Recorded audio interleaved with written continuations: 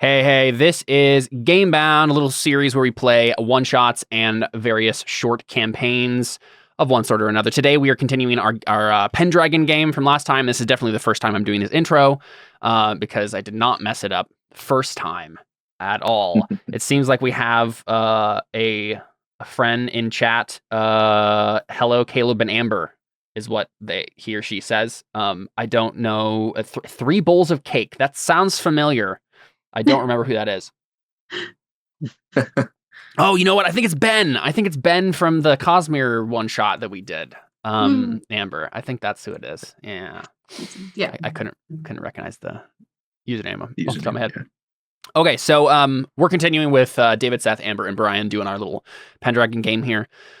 Last time we left off, the players had participated in a tourney. A grand melee, rather, to decide the first high or the next High King of Britain. But it didn't end up happening because someone pulled the sword from the stone. And they're going to be the next High King of Britain because that's how that works. And y'all showed up just in time to be a part of things, you know? I think it was like probably Raywin was like the first person to like say "Hail the Boy King." I think in our version of the canon, I think that's who it was, right? So congratulations, Amber, for that. When it is revealed that you are actually a girl, all this fame will turn to infamy. But just kidding. Yeah. I think it was like Bruce who was like the last person to bow. I kept being like, "Yeah, Merlin. This is some Merlin trick because he's suspicious of Merlin." Yeah. And, But yeah, we got some King Arthur shenanigans. Our beginning. The Boy King has come to claim his throne, and King Lot, everyone's favorite king of the North, does not like it and rode off in a huff. And that's where he last left off. Is everyone in the courtyard, minus the people who left and were mad about it, shouting, "Hail the Boy King." So we're going to pick up directly where we left off, basically.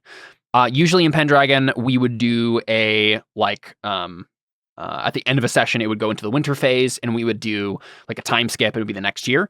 A lot of Arthur stuff happens in this first year that we're playing in this Pendragon campaign. From the starter set, I actually got the starter set in the mail since we played last. Here is it in all of its beauty. It is a really cool, nice boxed set with fun dice and character foil inserts, and yeah, it's really fun. I'm excited to actually play this in person and just actually use these materials as they're in the box here, and that'll be really fun. I'll have to drag some people into it. Okay, I think I will go ahead and just take a gander at my notes here and see where the game wants us to go next. Yes. So you guys were some of the first people to pledge to King Arthur in the courtyard here. In Londinium is where you are right now. As such, you have been granted a special honor. You are one of the 24 knights chosen to guard Clarent, the Sword of Peace, the sword that was drawn out of the stone, which is given a place of honor for all to see on the altar of St. Paul's Cathedral, right? So it's taken out of the stone, and while the bishops and various kings are like in council to figure out like, what are we going to do about this? Like, are we going to we need to have an official inauguration ceremony, but like we need to, all the people who need to be here, all that stuff is being worked out, which is supposed to be, I think Candlemas is the projected date, which is in February. You guys are still in January currently. While you're waiting for this, some knights who happen to be in Londinium, including you, have been chosen to guard the sword, right? We're not going to keep it in the stone right now, given everything that happened, but we'll put it in the cathedral and on an altar, and have knights guarding it 24/7, right? In shifts. And all 4 of you have been chosen as part of this special honor guard. Largely an honorary posting. No one expects anyone to actually try to steal this thing. It means cathedral. Like who would break into a cathedral? The knaves, right? But you guys are standing guard, I think is where we pick up with you guys, right? There are guards at the altar itself, and there are guards on near the entrances as well. I think you four are with 4 other knights of some renown. Anyone who's being chosen for this is like probably one of the early loyalists or someone who made themselves seem special or loyal to Arthur in some way. A special group of 24 knights. So we pick up with you guys, you 4, standing over Clarent, the Sword of Peace, guarding it in the cathedral. Several large beeswax candles light the cathedral, but very poorly, leaving flickering shadows in the vaults and alcoves. As with all holy places of this time, no pews fill this church. It's a big, empty, echoing space, right? People would come and like stand if they're coming here for church. Entry into the cathedral is through 3 different doorways. On the west side are several double doors, with double doors entering the north and south transepts. A single knight is stationed at each entry to question anyone coming in, though no one is expected in the middle of the night because a strict curfew is set in the city. Anyone out after dark is assumed to be a criminal. So we're going to go ahead and start our game with you guys in the middle of the night, guarding the Sword of Peace. And it's kind of up to you how you've been chosen for this, right? By either Arthur or his entourage. And it's a special honor, so and all of you swore fealty to him, so there would be no particular reason for you to like deny the honor. And not like the melee's happening anymore, so you got nothing else to do. But I am curious how the 4 of you are handling it. You're with 4 other knights in the cathedral itself, by the altar. And the game here tells me to ask for energetic/lazy rolls. But I am curious, just in general, how you guys are feeling it. Like if you each of you would like give me a little snippet of like what we see from you, and whether or not you're trying to be like particularly energetic and watchful, or if you're letting yourself slack off. What do you guys think? Bruce, we'll start with you. I think Bruce is mostly interested in the sword. I mean, it cut a guy in armor in half in one swing, so I think he's just trying to be near it and look at it and, resist the urge to pick it up. But yeah, that's probably what he's doing. But you are trying to be watchful? Sure, yeah. Okay, yeah, let's start off rolling an energetic roll, shall we? See how energetic Bruce is.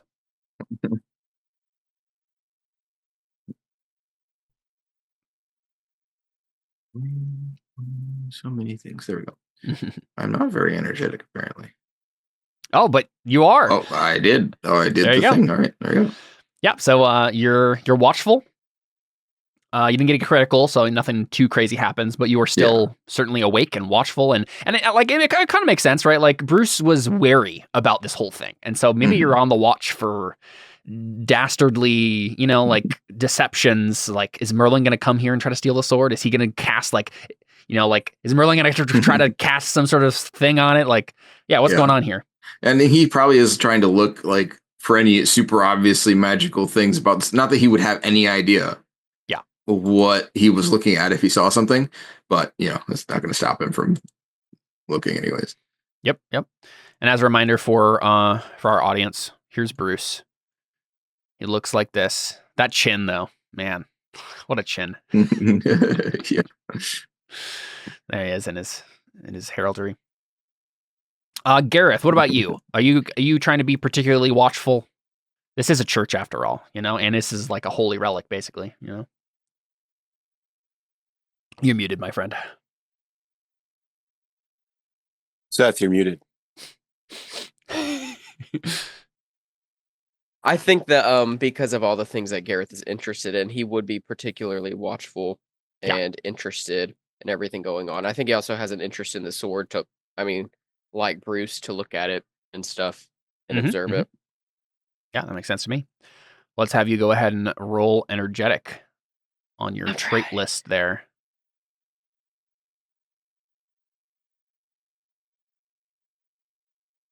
Oof. You're actually pretty no. energetic, but you failed, my friend. Go ahead and roll in lazy now. It's opposite. Okay, well, you failed that too. So that means you get to decide. It is up to you. And in a sense, you already made it, your traits are not pushing you in any particular direction. So you as the player have agency over this moment. Yeah. You're failing watchful. energetic not imply that he's lazy? So this is how it works. If you fail one, you roll on the other, and if you fail that one, then it's just up to you. If you succeed on that one, then you for sure do that one. If you if he criticals failed on the energetic, he would automatically be lazy. But just weird. failing, Right. it means you roll again on the other one. Yeah. Okay. Yeah. Only a fumble would automatically mean. Yeah. He's watching. Strange. Yep. Cool. You're watching. Amber, what about you? What is Raywin / Raymond? Considering this to be is the sword that made the boy king, yeah, she's watchful, pacing back and forth, checking all the corners, grabbing candles and looking around. Yeah, that makes sense. Go ahead and roll on energetic. Let's see if that is true. Hey, critical success on energetic. Nice. Yeah, Raywin is so watchful, She's very, She gets to very... mark it, right? Yeah, you go ahead and mark energetic. Get a check on that. And then you are going to get a +5 bonus for the thing that's going to happen next here. So you're very watchful. Brian, what about you? Are you trying to be energetic? Well, I can go either way. I'm 10 in both. So, yeah, I'm going to be energetic and watchful. I do have an 8 awareness too, so I can be a little bit more focused on that. Yep, that's what we're going to be. We're going to roll that skill next. So, yeah. I'm not so much interested in the sword like the other two are. Sure. But I am interested in its protection because I understand the premise of what's going on. Yep. Your honor is on the line here. You must do it. All right. So yeah, roll that energetic. Energetic.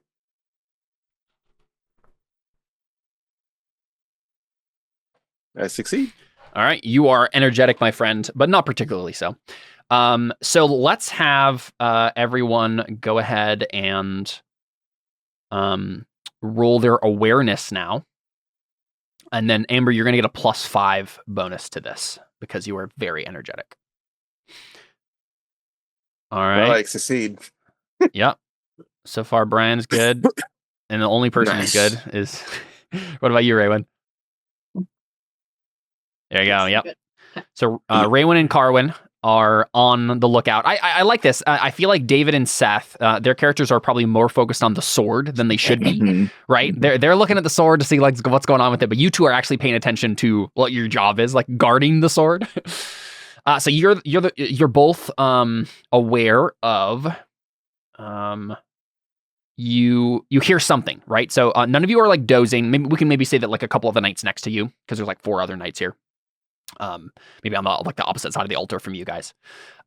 Maybe we're getting like a pan shot around. We see one of them starts slumping and the other guy like nudges them awake. And then we get a shot of Raywin and Carwin and they're both like, straining their ears, waiting, very on guard. And both of you do hear something in the outer, like outside the cathedral near one of the entrances. You're not sure what though. You just hear something.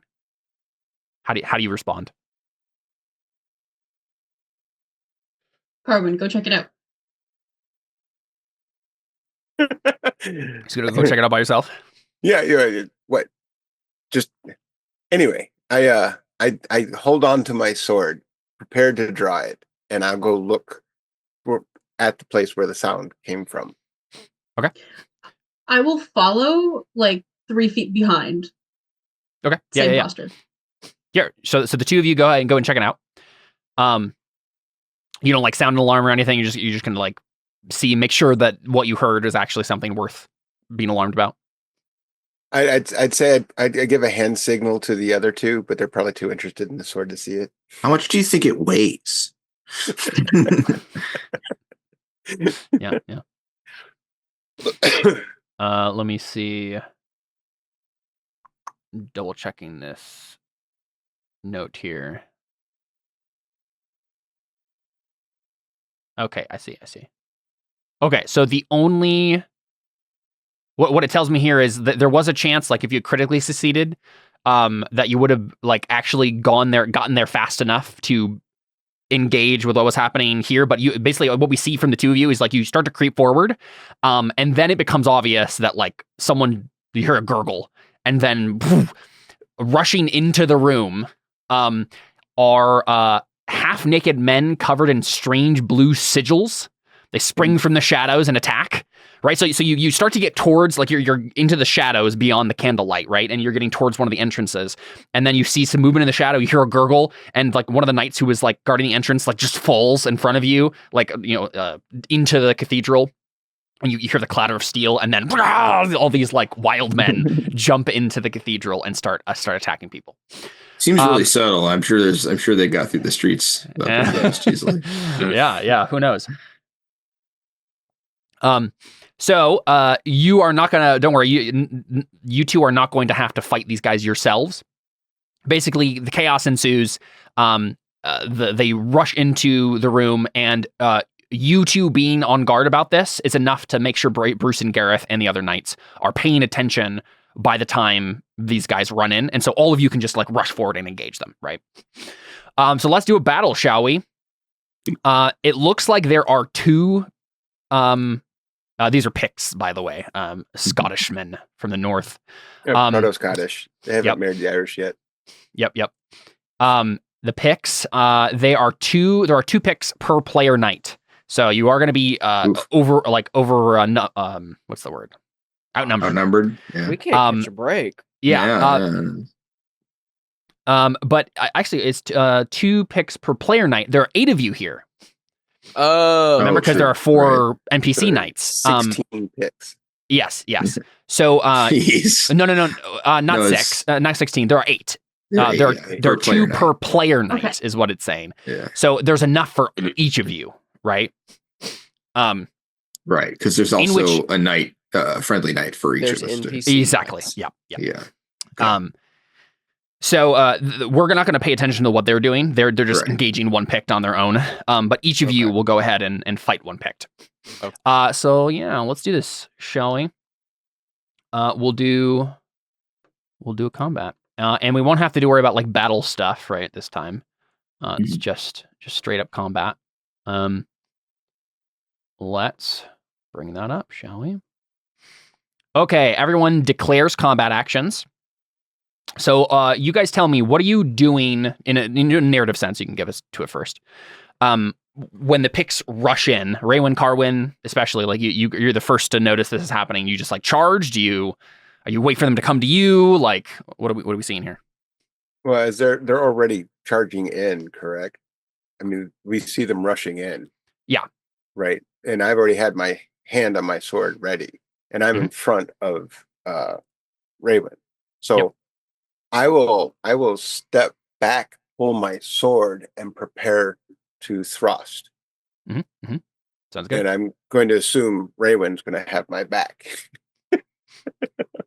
Yeah, are you guys just basically each going to engage one of the Picts, or are you going to try to double team one of them? The big thing is like if you don't engage one of them, they might, if they're here for the sword, which you're assuming they are, they might try to grab it. So up to you guys how you want to handle it, though.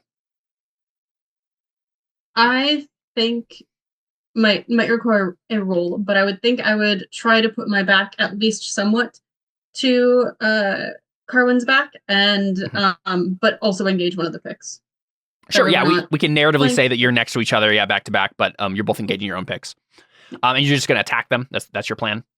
Yes. Yeah. Stop them. Okay. Yeah. Yep. Gareth, Bruce, what about you guys? Any particular, like, a strategy you want to take here, or just attack the first one that comes near you? I feel like I would try to defend the sword. Okay, yeah. Stand in front of the sword and defend it. That makes sense. Is there, like, any reason to believe that if I try to use the sword, I'll just fall over and die? Oh, that sounds like a roll to me, Bruce. I don't know. Let's see. What does that mean? Feels like religion, folklore.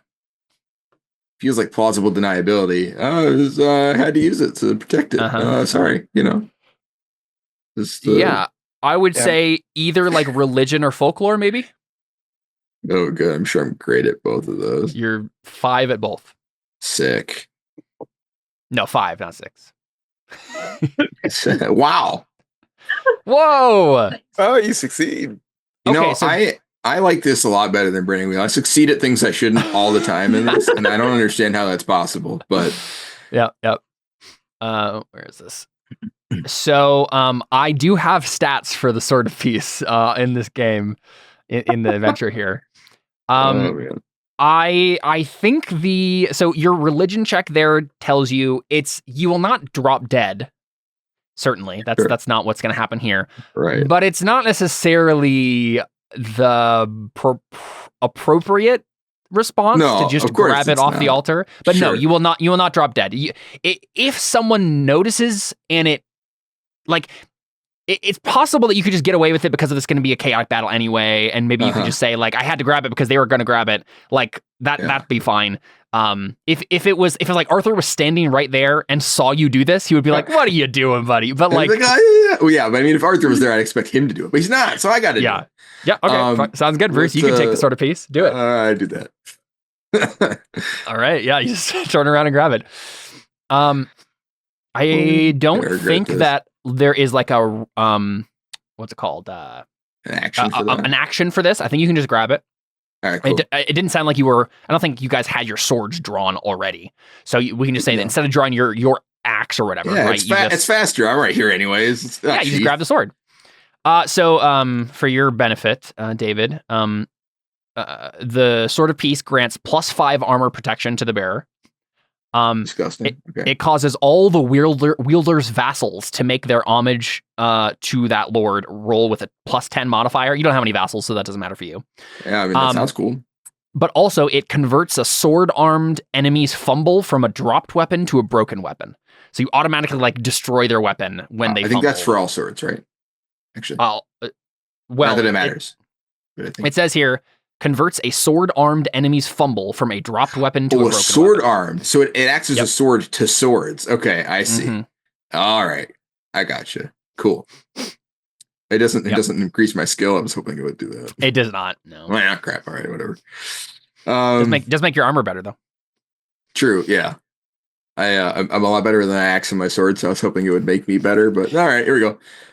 This is interesting. I like it. Yeah. All right, so yeah, Bruce, you grab this, and I guess we'll charge probably as the actual action. Because I assume we have no, because we're not on horses. Real quick, I am wondering.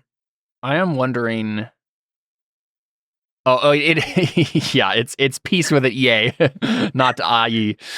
It's that sort of pieces. Oh, yeah. She put it in Roll20. Yeah. Wrote in Roll20 chat. Oh, I see. Okay. I am curious, real quick, before we move forward, Bruce. I am curious that maybe we roll on a personality trait here to see if you actually do this. Thought, but right? then I was like, if I fail, I don't get to do it. So I didn't think it. I didn't bring it up. All right. Well, I got to roll. Like, I feel like maybe it would just be like spiritual, right? Right. Spiritual versus worldly. Like, because I think like the thing that would stop you here is. Wouldn't it be more temperate and indulgent? No, I don't think so. That would be that's even worse for me. He's indulging a desire. But the desire he's indulging is to be practical and worldly. I'm more temperate than I am spiritual because I rolled these randomly, so it doesn't matter. All right, whatever. That's what I think we should do, right? Given how the game wants us to do. It seems like a pretty like sacrilegious thing to just automatically assume you're gonna do, right? Yes, it's well, okay. Right. So you could compromise and just do prudent and reckless. That's true. Probably just as bad. No, I'm one less, but if I use the same roll, it wouldn't matter. But I mean, yeah. Yeah, there you go. Okay. Right, it doesn't matter. Well, my dumb axe. Better make sure you enunciate that properly. Yeah, I tried. I mooned them. Yeah. Okay, here we go. You can charge on foot, right? You're going to be better with an axe anyway, so this is not going to... Yeah. I sort of expected, based on the fact that a child cut a trained knight in half with it, that it would be a lot more impressive stat-wise than it was. That was because the narrative was... Yeah, right. I was like, all right, it must give like you like +10 and +66 damage. So let's do it. All right. No, it's all right. Whatever. All right. We see Bruce really think about it, and then he grabs his axe out instead, grumbles to himself. Yeah. All right. Yeah. My you can charge right on foot. I'll do that. I don't know what the difference is between charge and attack. Yeah, good question. But I don't know if you are charging. No, charge is on a horse. You can't. Yeah, charge mounted charge. There isn't like a charge action. It's just mounted charge. there isn't. But A regular charge. you're moving, and then attacking. I think is what's happening. I don't think there's like right. a special I'll do that action then. for it. Reckless attack is maybe what you're doing. I think that one. I remember reading that and thinking it seemed just objectively worse in pretty much every way than a regular attack. I'll just attack. It's fine. Okay. Gareth, I assume you're. Oh yeah, you said you're defending. You're going to stand in front of the sword and defend it. Okay. Which makes sense that you would still do that now because Bruce did not actually grab the sword. Okay, cool. So combat actions have been declared, and I think we resolve them. I don't think it particularly matters. Oh yeah, I think all the Picts are just going to attack you. I don't think there's really another thing there. I think that tracks. They whip out their phone and start taking pics. Oh, hey, there's another roll here. Okay, I guess it doesn't matter. It's fine. We already moved past it. It says to make another awareness roll against the Picts have like a special skill called avoidance, which allows them to like sneak through shadows and stuff. But it's fine. I already described them jumping out. We'll say you guys succeed. Okay. Yeah, I think they're just going to attack. They can't outnumber you because there's only one for each of you. I'm just double checking to see if the adventure wants me to have these Picts do anything in particular. I think it's just attack them. So the guy they killed wasn't one of the 4 knights that's like with us? Say again? The guy they killed wasn't one of the 4 knights that was with us? The guy who they killed a guy out front. That wasn't no. So there are 24 knights in total who have been assigned to this task. Holy crap! And there's like in shifts one, and then also some are guarding entrances and stuff instead of being in here. So it's like, oh, all right. So we outnumber them like 4-1. All right, let's do it. No. Yeah. Okay, so yeah, I think all of them are just doing the attack action on you. So let's just go through it one by one here. Let's start with Carwin. He's probably out in front. Doesn't really particularly matter which order we go in because it's all happening simultaneously, but might as well. And I think I got character sheet for the Picts here. Pictish warrior. These are not. That's not the right thing. Oh, there we go. I succeed. 7 out of 14. Nice. Oh, as a reminder, you guys can try to get inspiration for yourselves through one of your passions. As a note. I have a passion look cool. Beforehand. We didn't get any passion for our devotion to Arthur, did we? You have not yet. Though there are several points in the adventure where it says like this might be a time where you would generate a passion for Arthur as your liege. I don't I think if one of you feels really strongly about like, no, I am like super loyal to Arthur now already, then we could certainly have you generate it now. But up to you guys. We've already got other homage to Lord as well as kind of like a general thing. That's to Robert, the Earl of Salisbury, who's your actual Lord. Oh, it's just generic. Yeah, this is not okay. You should actually in that have it be homage Lord, like Earl Robert or whatever. Yeah. What about station? Since we're in the station right now. I don't know if station is really a passion that would come up here. If you're fighting peasants, that would be one thing. These guys aren't really in the feudal hierarchy in the same way. The only thing I can think of is my loyalty to Salisbury. Maybe honor. Devotion. Yeah, honor would be, I think, an easy one. Like honor's too easy to do for like anything. It is. Devotion to deity could also potentially work. Yes, you're in a cathedral protecting the holy relic. Certainly, yeah, that's true. So basically, they have a devotion to God. They are, yeah. They're pagan. I have Picts. hate pagans. Oh, nice. Well, there you go. Actually, that's a good question. Yeah, I wonder, are they pagans in the same sense? I think they are. Yeah, Picts are pagans. Yeah, because there's a difference between pagan and heathen. Right? I think they are pagans, though. I think you're right. That seems yes. kind of like a semantic difference. I don't know. I think Like, a you hate heathen would one, you probably be don't like the like other. a heathen would be like a Saracen. I think pagan is like specifically like Norse pagan, Germanic. Yeah, I pagan suppose stuff. heathen is like, I believe in God. His name's Allah, and Yeah. pagan is like, yeah, Thor's cool, and also so are all the other gods. Exactly, And yeah, you yeah. know, They're both the same. But they in have all different fairness. yeah. I just feel like if you hated one, you'd probably hate the other. I don't know. Yes. So yes, any of you may attempt to generate a passion at this point. Sure. Feel There's free. any We'll reason do not that. to, is there? Well, if you fail, bad things happen. Oh, sick. All right, well, never mind. One of which can be you tear off all your armor and go run into the woods. Cool. So, I'm never doing that okay. again. All right. It's Decidedly not worth it. well, so what's it called? The 6th edition makes it harder for that to happen than in previous editions. It's a little bit more forgiving in that Right. sense. So given that my passion for pagan hate is only a 5, that would not be a It's certainly not. I would say like honor is the easiest one for you to do. You have like an 18 in that one, and it's super easy for you to get a good passion roll here. I'm checking the passion stuff real quick to see exactly. Well, I could do the devotion to God too, right? You can, yes. I have that one at 15 and it's not checked yet, so I might do that one. Mm-hmm. I have a devotion to God. And So yeah, whoever would like to make a passion roll, feel free to do it on your chosen passion at this point. Boom. Oh no! Critical fumble. I Nice. succeeded. You strip off your clothes and run into the woods. Goodness gracious. I love how Seth is becoming the player who just constantly fails. Whenever we do stuff on Zoom. Yeah, I hear that. The Burning Wheel game, and then this one. Yeah. Okay, Amber's love for children. Oh, King Arthur's a child. Oh, King Arthur, you're right. Oh, okay. Yeah, Hey, King Arthur. I was like, go. what? Oh, no, I get it. Okay. Yep. Yep. Your maternal instinct is kicking in. All right. I changed my mind. Now that we... Paternal. Yeah. Right, yeah. Oh, sorry. Oh, yeah. Now that we have one David? person stripping naked and running to the woods, I'm going to do it. All right.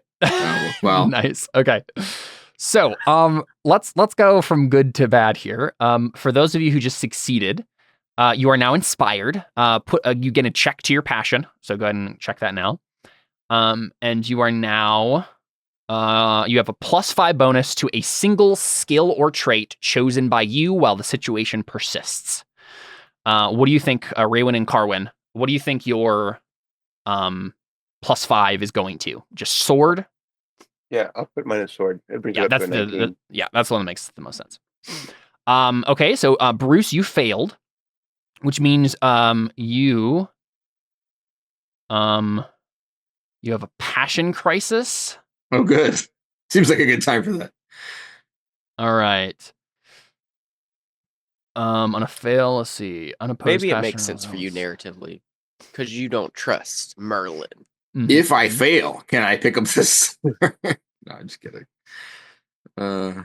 Although I guess a passion crisis for honor, I don't know, doing something dishonorable maybe would make sense. I don't know. We'll see. Well, I mean, yeah, Maybe- you did just maybe think think of your grabbing the tattoos are- sword of peace. I was going to say, maybe he thinks her tattoos are cool. Bro, where do you get your tattoos done? All right, sorry, I'm trying to find the rule here. Passion crisis. A character suffering a passion crisis must make an unopposed roll against the passion that triggered the crisis, applying any of the modifiers given below to see if the character suffers an affliction. So you're rolling on your honor. Modifiers to the passion. The character failed their task while inspired. No. The knight has failed their task. No. Nope. The cause of the passion crisis is due to the character's own action or inaction. No. Character is currently in passion. No. Okay. So there are points like if you fail while you're impassioned, this can happen and it's much worse. But just rolling and failing means that you might get something. Success, just melancholy. I'm just bummed. I could have used the sword. Gosh darn it. Just a little depression. It's okay. It makes sense. Yeah. All right. I guess I'll kill these guys. Okay. So melancholy, page 80. Oh, that's like a thing? Oh, great. It is. Okay. It is. Sweet. Of course it is. Melancholy is a depressed emotional state. A melancholic character is incapable of normal action, but instead mopes around, mumbling, weeping, moaning, and even whimpering on occasion. A melancholic character suffers -5 to all skill and passion rolls. You get 10 glory, David. Go ahead and put... That doesn't make any sense at all. Go ahead and put in your session glory. Put 10 for falling into a melancholy. Hey, you guys want to fight? I'm going to go over here and mope in the corner. Uh-huh. The effects of melancholy. Oh, here we go. The effects of melancholy do not strike immediately if the character is actively engaged in some activity like fighting in a battle. Okay, it takes effect after the activity that caused it is completed. I was like, that's so dumb. It doesn't make any sense. The length of the melancholy depends on the strength of the passion, usually a day or a few. This number of days is also the melancholy's value, the fixed opposition against cure, blah, blah, blah, blah. So you got a 15. 15.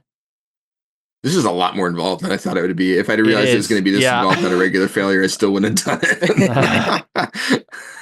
But if you would have succeeded, just assumed that I was. I don't 5. really need it. I thought if I failed, I just didn't get it. I just wanted to check it. I just wanted to check my device. Yeah, and now you're lost in the woods and you're not wearing pants. Man, life sucks. Yeah. Game's crazy. So it's unclear exactly how many days. It's not giving me exact references. It's just saying like, but depending on your whatever. You don't have. It's not in. Oh, wait a second. There was a thing up here. You have a 5 to 15. You're melancholic for 1 day. All right. There you go. That's what it is. So okay, after so the battle, after the battle, you get -5 to all skills and stuff. And just then going to be thinking about how 1 day. cool it would have been to use the sword. Yeah, exactly. That's exactly what it is. Okay, so Seth, you get you lose 1 point from the passion. Oh my gosh! Oh, bummer. So, so go ahead and that's crazy. Put one down from your devotion to God. God has failed you apparently. Okay. And then go ahead and roll on devotion to God again. Please. And we'll see what you get. Yeah, 20. Do it. Okay, success. Just melancholy as well. Okay. Oh, wait a second. Yeah. So the fumble means that you lose 1 point from the passion. Okay.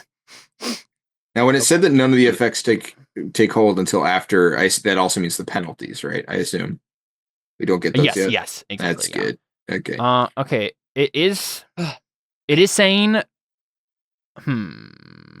Technically, the table is saying on a failure it says passion crisis, and then fumble it just says lose 1 point from the passion. I don't know why you wouldn't get a passion crisis from failing just make worse. Me suffer. It's fine. So I assume that we should still do it. Well, maybe it's like in Burning Wheel. Over my waning devotion. It will just be a melancholy of 1 day, the same as Bruce. So let's go with it, and then I'll look it up in between sessions. So you're both going to be kind of sad about. You're probably you're thinking about the sword, David, and then Seth, you're thinking about like this hollowed place of God is being defiled by these pagans. Yeah, we're about to kill a bunch of people in the middle. So sad, right? You're very impassioned, man. But it won't matter because Caleb's going to crit us a bunch. We're all going to die. Let's do it. Okay, so,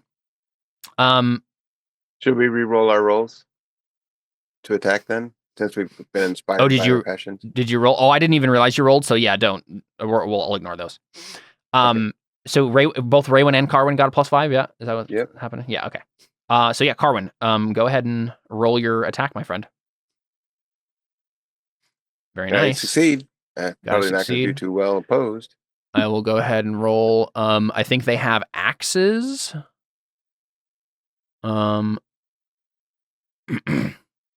I guess they would. Do they have shields? They. I assume not. If they're all sneaky. Do ? Really?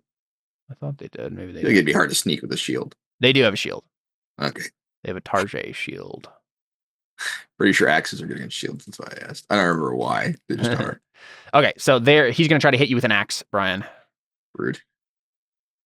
Fail. Okay, so success and fail. I think that just means you just do your like full thing, right? Yeah, you just whack him, and he gets his armor, but not his parry. suffers damage and applies and does, but no shield. Okay, so if he had actual armor on, he would apply it, but he does not. So you're full damage, my friend. Full damage. Okay. That's pretty generous down from the full plate guys with shields we were fighting earlier. Mm-hmm. Right. Where's my sword at again? Damage. All right, I'm gonna real quick drag out. Should be under the attack thing underneath the skulls. Arming sword? Yeah, arming sword. Yeah, should use an arming sword. Weird to be. Oh, I forgot what time of the history we're in. I was like, why don't we have long swords? But Good. No, nothing. There we go. 13 damage. Nice. Okay, real quick, I'm copying these, making some tokens on the board here so we can keep track of which one is getting hit by what damage and stuff. All right, 13 damage. I can't use a shield when I'm using a great axe. Oh, duh, it's a two-handed weapon. I need that. Stupid. Okay, nice. Yeah, he doesn't get anything. Man, combat is deadly when you're not using rebated weapons. Yeah, or armor. Yeah. Turns out you shouldn't fight people naked. Okay. Well, they're inspired. They're inspired. From what I understand, the blue paint is part of the ritual process they do before they attack, and so they are inspired by the religion that they hold to in order to give them the bonuses in order to be quick and deadly. That works out for us. Yeah. Because now they're just dead. All right, give me 1 second. I'm just making sure I can actually monitor their health on the board. Okay, here. This is interesting. So, and what the axe does is when an opponent is using an axe, or is hit by an axe, and they get to use their shield, it only blocks 1d6 points of damage, but not more than its protection rating. And if they roll a 1, it breaks. Nice. So that's what the axes do. Good at breaking down shields. Yeah. Cool. So you've done 13 damage to this guy.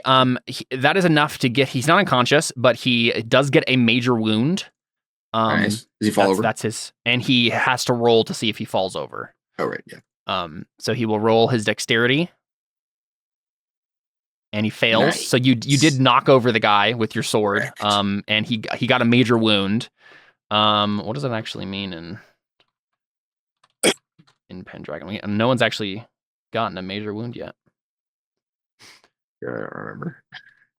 It's bad, I'm sure. I'm sure it is. I just need to know if it means that he's less effective. Sure. In the rest of the combat.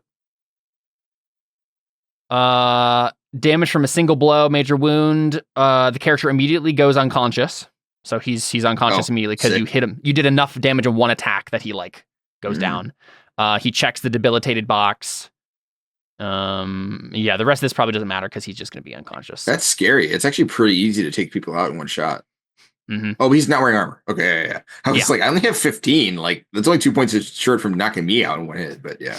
So he's not dead yet, Carwin, but he's on the ground. He will die eventually. You've taken him out in one mighty blow. Congrats. Oh yeah. All right, Raywin, let's do the same for you. You just attacking with your sword? Yep. Inspired by your love of the Boy King. Yeah. And then I roll sword first. Sorry. Yes. Oh, we got a critical. The guy did. The Pict did. Oh. Against no. you. If you succeed, it's okay. If you get a critical, it's best. You get a +5. No pressure. Get a critical, Amber. All right, got a success. That's good. Okay. In which crit case is wait. Why is this not available? What does that mean? What are you looking for? What happens on a success opposed to a crit success? It says not available. Yeah. Does nothing happen? Good question. Yeah, I think nothing happens. Both parts of the table where success and crit success cross. It's just not available. Let's see if it has any direction for us. Unless it means it can't happen and something. I don't know. Maybe he just gets a regular success. I don't know. We'll find out. Let's see. Mm-hmm.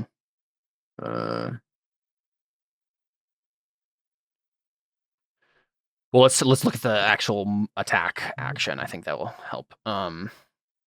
Attack weapon. No.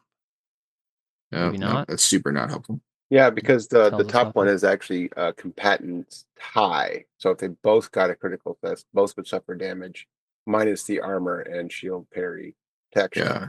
But if both are Right. So in which success- case, then it's partial success. That's what it is, because he got.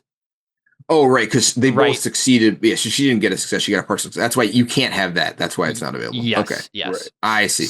So instead, character suffers It- plus 46 damage minus armor and shield. Okay. So Yes. it's just like a regular exchange, except he gets plus 46 damage. Yep.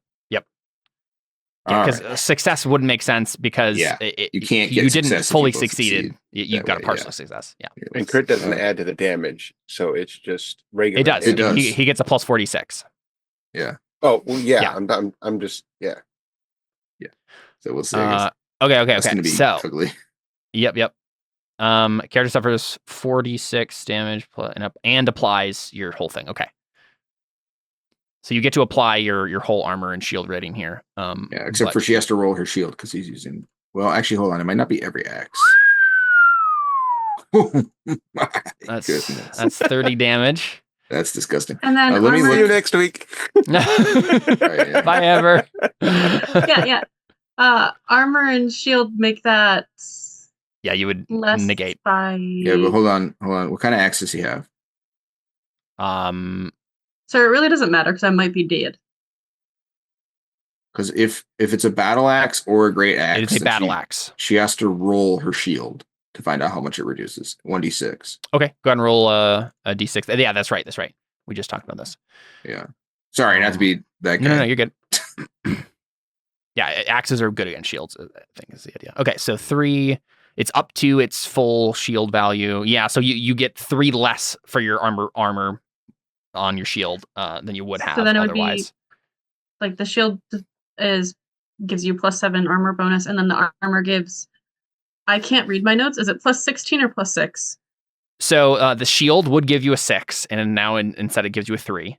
And then You so we got should have 3, 5, 10 from armor. 7. Should be 13 total, right? 13 total. Okay. Because the Hauberk is 6, the Akaton is 2, and the nasal helmet is 2. I didn't add that. So it's 10, and then the shield is normally 6, but yours was only giving you 3 because of the axe, so it's 13 less. Would it, because the axe hit it, would that, would it would the damage to the shield affect this turn or the next turn?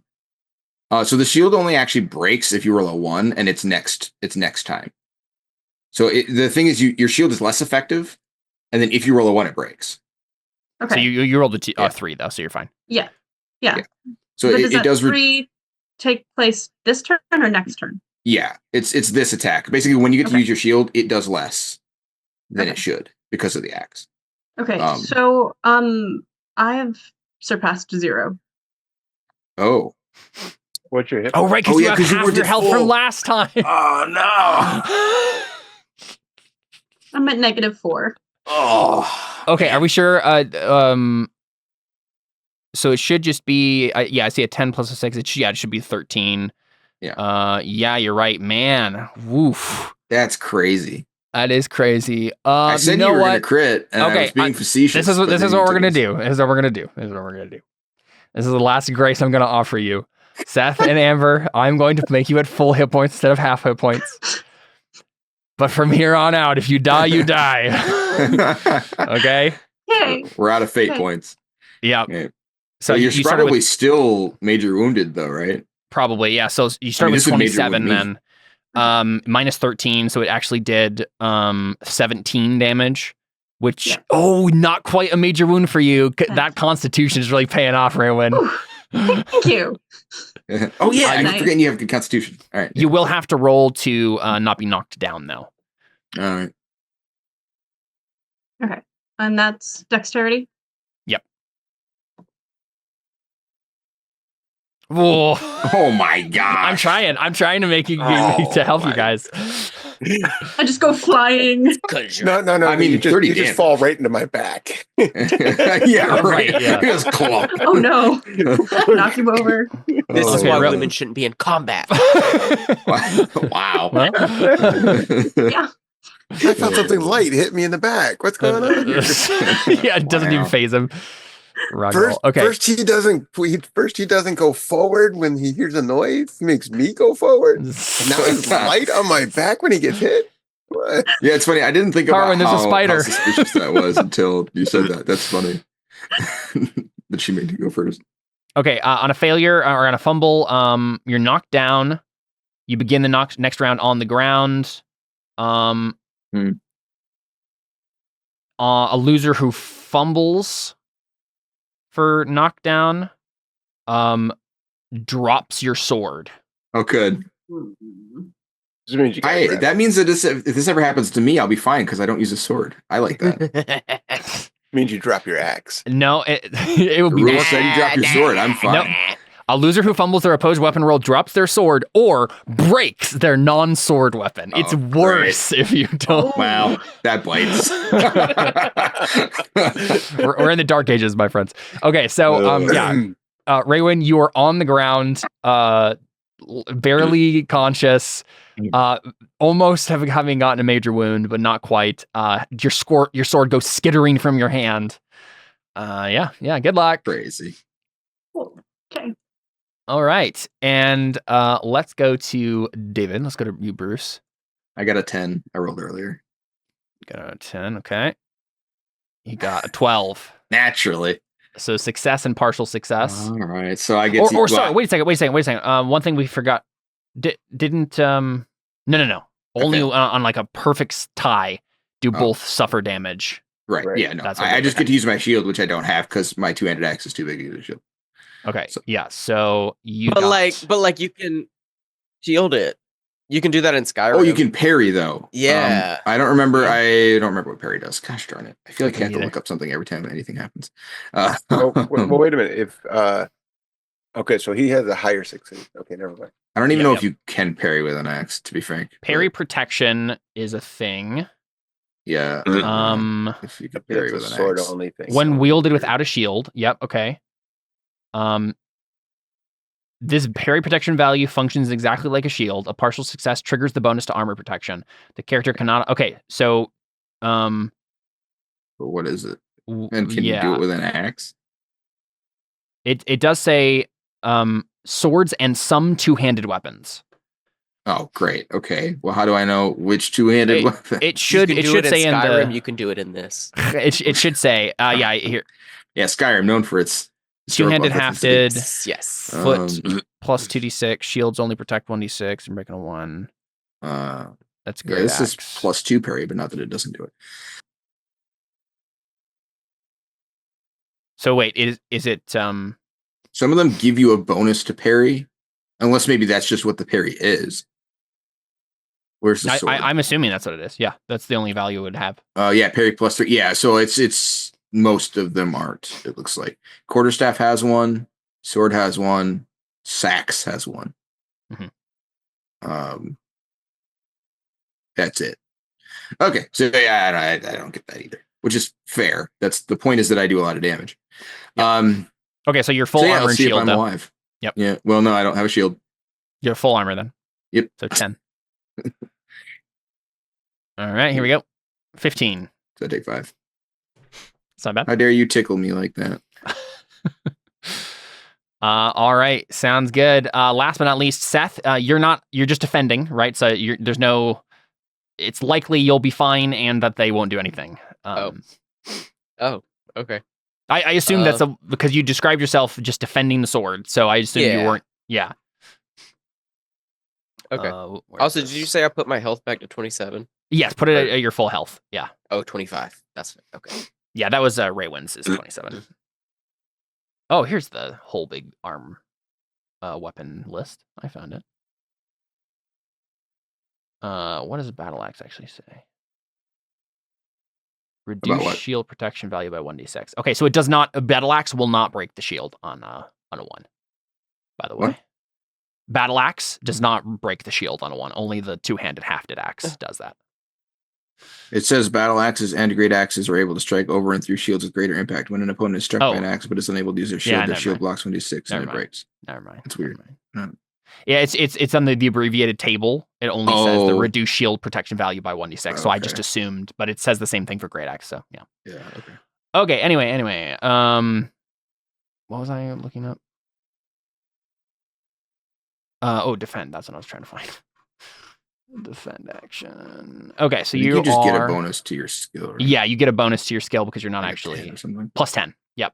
Yeah. So go ahead and make a sword test at plus 10, Seth. But there's no chance of you hurting him. You're just defending, right? Oh, okay. Oh, but he can hit me. Yeah, but you have a plus 10 to it. He won't. So okay.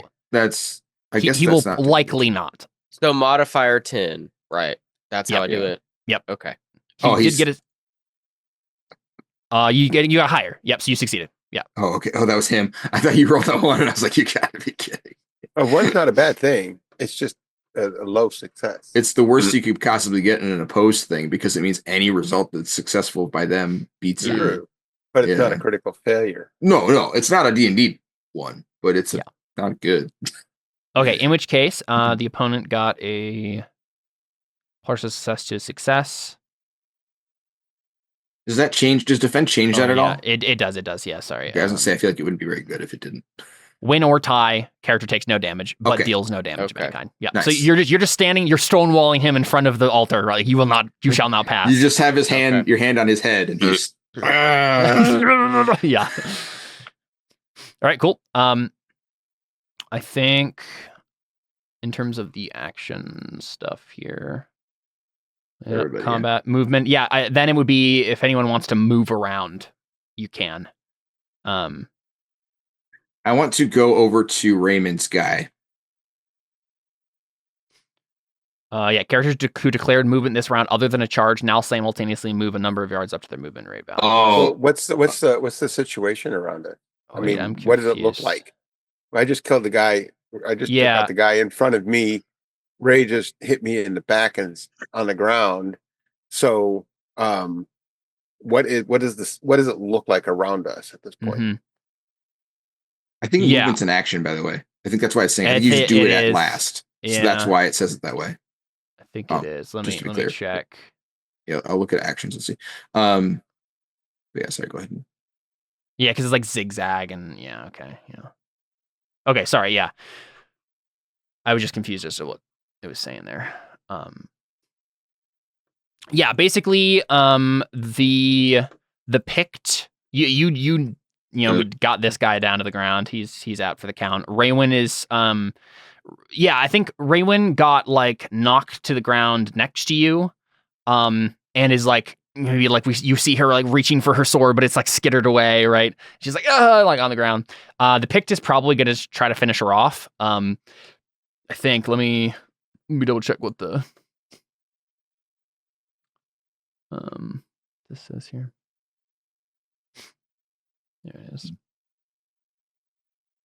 Would it be more advantageous for me to try to whip out my daggers at this point? Dagger, I only have one. Because I would still hold my shield too. Yes, you'll have to actually move over to the sword if you want to get your sword back. So yeah, it makes sense to like for free just like grab out like your dagger or whatever. Yeah, I'll do that. I think the Pict is going to try to finish her off. That's what it seems like he's going to do. Then I will defend. I will. And in terms of the other ones, like everyone's just engaged with their own person. I think even like the other knights that aren't you guys are just still like kind of fighting to a standstill, more or less. Maybe you got a couple minor wounds, but nothing has changed there. All right, then I will go after the one that's going after Raywin. Okay, yep. Attack that guy. And which means you're actually double teaming him. Like Amber's on the ground, Raywin's on the ground, but you are technically both doing something to him, and he'll have to either choose to just do something to one of you or to try to evade both of you. So that's how that will go. And I think in that case, since we're basically, you guys, I think declare actions first, right? And then no, we all just declare actions at the same time. Yeah. So I think he's gonna try to, I don't know. I think I already described that he was going to try to just attack Raywin. So I think that's what he's going to do. Yeah. So he's going to ignore. Yeah, he'll ignore Carwin. I have this thing going in my head going, don't do it, pagan. I have the high ground. There's a table for how far you can move per round, but it doesn't tell me, and like it mentions that zigzagging people have to use walking, which implies that there's a way to do it otherwise. And I don't see where it explains how you move otherwise, unless it's just every round you can move that distance if you want to. I think so. But it sounds like you have to decide that beforehand. I don't understand. Oh, hold on. Here you go. Yep. No, wait. What? Right. Yeah. So distances are expressed in 1 of 5 qualitative categories: contact, close quarters, normal, long, and missile. Characters may declare at which distance they wish to engage their opponent as part of their action declaration. Otherwise, the distance defaults to normal. If the desired distance differs between characters, the actual distance is counted as the longer of the two. A character wishing to move to a closer distance must first win their opposed combat action, at which point they close during step 5. So it's just part of like your declared action. You're saying like, I want to close to this category of distance, like get really close or normal or long with like, because I have a spear or missile or whatever. But you don't get to do it till the end? Yes. So I think the idea is like, you're either like just moving, like, so if you're like move, then that's your whole action. You're like evading and then moving so you can get in distance at the distance you want. Or you're attacking at the distance you currently are, and then you can declare, okay, then after that, I'm going to move away. Right. Okay. So for me, is my action like standing up or evading so that I can rise? That is a good question. Could you roll? I mean, evade. Yeah, you could try to evade, right? Like that's an easy one. But yeah, I will. I'm trying to find what it means to have heaven to be on the ground. I assume there is a thing there. Knockdown, I'm sure we'll say around here. Oh, yeah. Evade is apparently the same as dodge in that it allows disengagement from melee and negates damage and deals none of its own, but it carries the character away from combat as well. Yeah, starts on the ground. Movement rate versus opponent's action. Movement rate. What? Is that a stat? Oh, it is. Okay. All right. So apparently if you do that, you roll against your movement rate, although I don't know what you are rolling. Oh, I guess it's just a D20. Yeah. That's interesting. I am still not finding where it says like, because I assumed. Here we go. Hey, height advantage. Anytime a character fights at the advantage of height, I'm assuming that's what this is. Yeah, I don't want to look up any more rules, so I think it's just a +5, -5 reflexive. Yeah, I think that's so. That's what close quarters offers. That makes sense to me. Yeah, so you'll be at -5, Amber, to do your thing because he's like above you. So what are you gonna do? Would it be +5 instead of +10? Do you get a +10 for the evade? Is that what it says? I think so. That's well, what it said it works like dodge, which means now I have to go read dodge. Sorry. No. This is fine.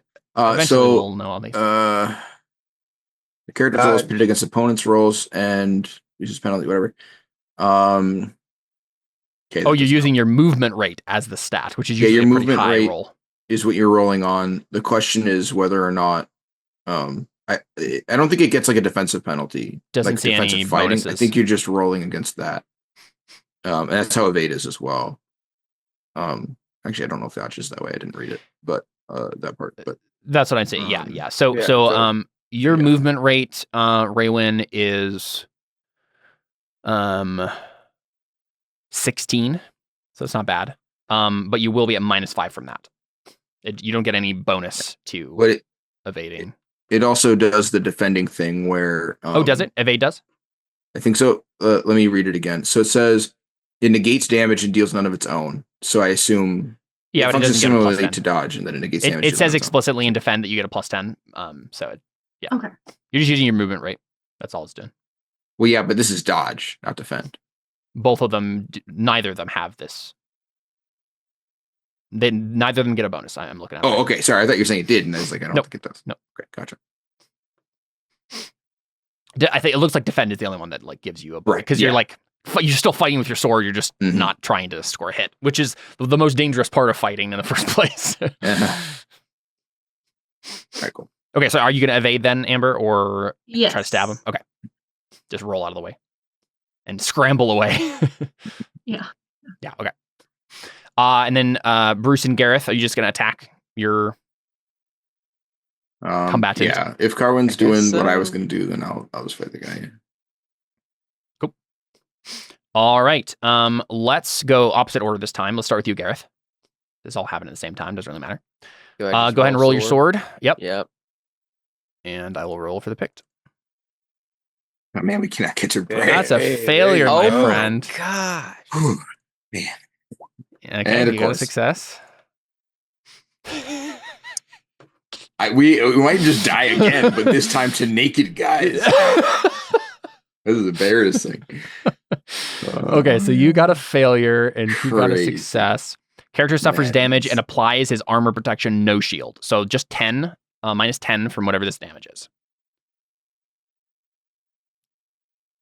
So just 5 damage. That's not too bad. He didn't Okay. crit this time. Yep. So Gareth, you take a nick right as he's trying to press the advantage. As you open yourself up to try to like actually finish him off instead of just defending, and he scores an advantage on you. Bruce, All right, here we go. It's like yeah. Uh-huh.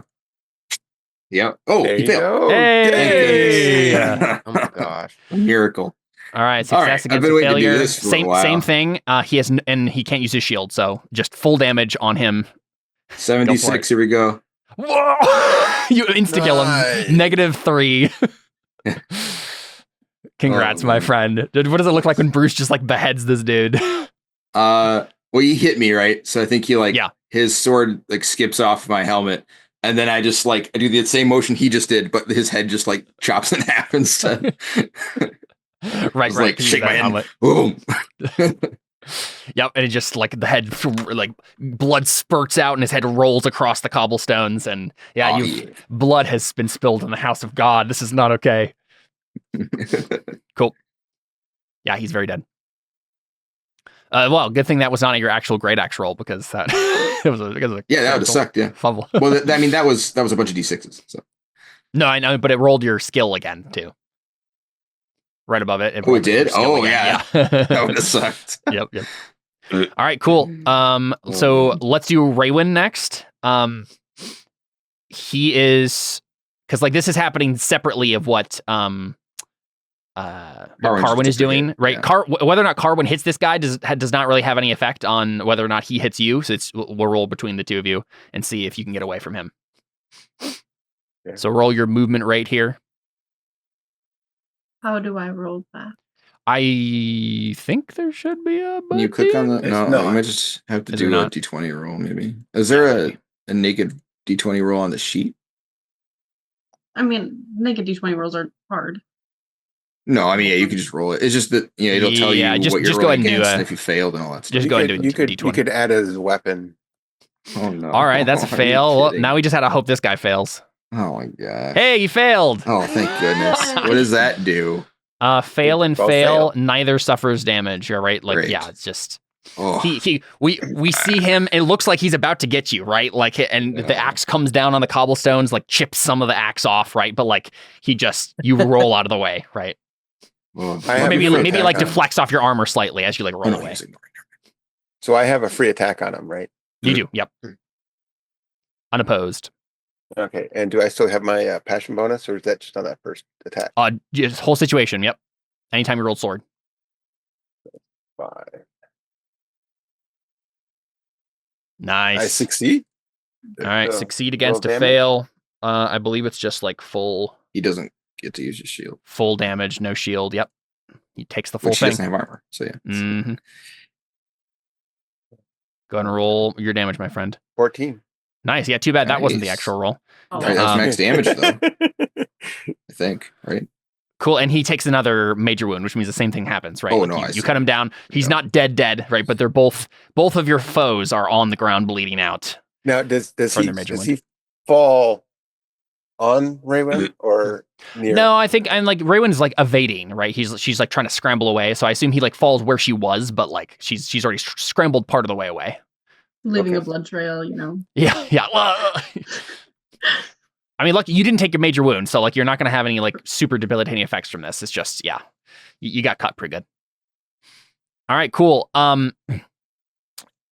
I think what happens next is, let's see. There's still one living, yeah. Mm-hmm. Okay. Well, let me see. They're fighting, I guess I should say. So I think one of the NPC knights, we haven't been, following what they're doing. We'll say that they're doing roughly the same as you guys, but I think instead, like one of them goes down like Raywin did, but she actually goes down. And the Pict who was fighting him scrambles towards the sword. And let's real quick have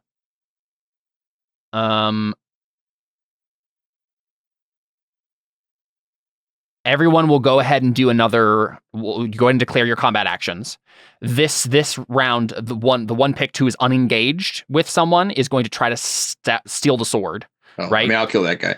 That's fine. Gareth, you're the closest to it. So if you did want to try to turn and hit that guy, you would have to like leave yourself open to the guy fighting you, or you can just let Bruce do it.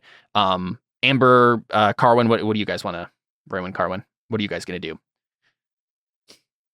What's the general assessment? You have this one guy who's going. One guy's fighting Gareth right in front of the altar. And there are 3 more Picts who are still not down, being fought by the other NPC knights.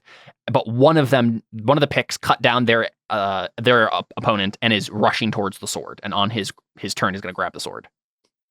Okay, but that sounds like Bruce is going to rush over to him and attack him.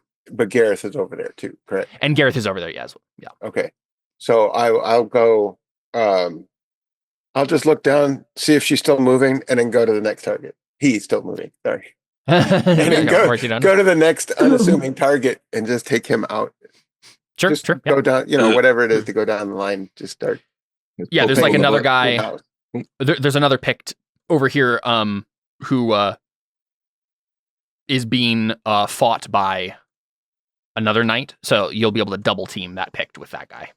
That's the idea. Yeah. Cool. And then Bruce, you're going after the guy at the altar. Yep. Bruce will bellow and then charge him. Cool. Gareth, you're gonna still attack the guy in front of you. Yep. Okay. And then Raywin, what are you gonna do? I'm going to attempt to throw my dagger to probably the one attacking Gareth. Oh, okay. Stand up. Well, I mean, yeah. I think she can. I don't know if there's any reason she can't at this point.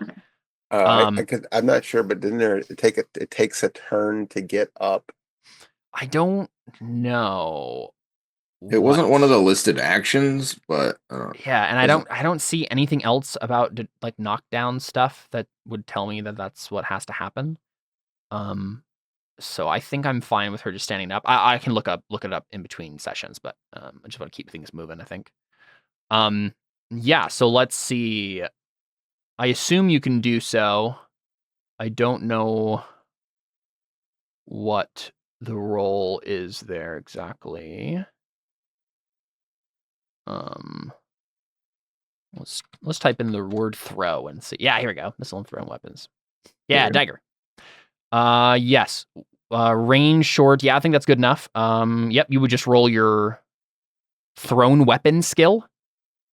Do you want me to do that now? It doesn't matter what order we do this in, so yeah, go ahead. Sounds like everybody's declared. Never mind. Okay, so you try, right? Like you and it I don't think that was like a free action you got against him. It was unopposed. I don't think he's trying to dodge it or anything. So but yeah, you failed anyway. Still cool though. As it skitters away. And then yeah, whoever wants to go next. Bruce, Carwin, Gareth. I'll go next. Sure. I'll just head over, take care of the guy. Hopefully. Yeah, I think we'll just have him focus on the guy that's not you. And you get just a free attack on him. Nice. Yeah, go ahead and just roll that damage, my friend. Nice. Carwin's a beast. Yeah, it'll work. Must be nice. There you go. Yeah, same thing, right? And he probably even like had some damage already done to him too. So like you probably just like kill the guy straight out. You stab him through. And the other knight like nods to you like in respect, like thank you. All right. Gareth, let's go to you next. Fighting the guy right in front of the altar. Oh my God, what is happening? So sad. All right. Here's the thing, my sword skill is really good. It is. That's all right, he crazy. succeeded on you. Of course he did. Nonsense. Tried so hard and got so far. Okay. Did we? Did we get so far? I don't think we not did. really. Okay, you just get your armor, so -10 to this damage. Oh my god. If I can pull up. Oh, that's not the damage. Okay. No, not 12. I mean, usually you get 15, so it could be. Yeah. Let's say. All right, so 4 damage there. Okay. Seth. Still just nicks. All right, Gareth, going after the guy who's stealing Clarent. I see you mean Bruce, right? Bruce, what did I say? It ain't me. Yeah. I say Gareth. You see Bruce, go for it. Okay, so this is if his action is to get the thing, then it's unopposed, right? I think him grabbing the sword is not really an action he has to take. He'll just evade you, right? He'll try to dodge. But then he won't be taking the sword, right? No, he can take the sword. Like as we've already described, like grabbing things is not really a action in this game. So he's trying to dodge you, trying to dodge any attacks coming his way as he grabs the sword. Right, that's his goal. So as long as he succeeds, he doesn't take damage, right? I believe so. Yeah, he has a special avoidance skill. I thought that was like stealth. Do that. Or wait, no, his movement rate is what he's rolling here. Which is the same amount, so it doesn't matter. 11. Bummer. Oh, you got a 10. Oh. I mean, it doesn't matter. All he has to do is succeed, right? Yeah, but if he got a partial success, you would do like half damage or something. I don't think so. Not if it's like defend. Let me look. He's doing evade. Yeah. Okay, win. Yeah. That's interesting. Okay. Well, this might be kind of difficult to catch him then, because he just has to succeed at a 15 roll consistently. Okay, so yeah, he ducks past your defenses, grabs the sword with a shout of triumph. Oh, that's funny. It says the noise distracts the other Picts sufficiently to give them a -5 to their weapon skills for that round. Wow. So apparently the next round everybody gets a -5. So on the next combat round, that guy is rushing off. I assume Bruce is rushing after him. Stick to him, I guess. As long as it needs to for him to fail. Yep. So let's do this. I don't think it really matters for. Let's just start with this. Gareth, I assume you're gonna be still attacking the one that you're in front of. Right. Carwin, do you want to go double team that guy with Gareth?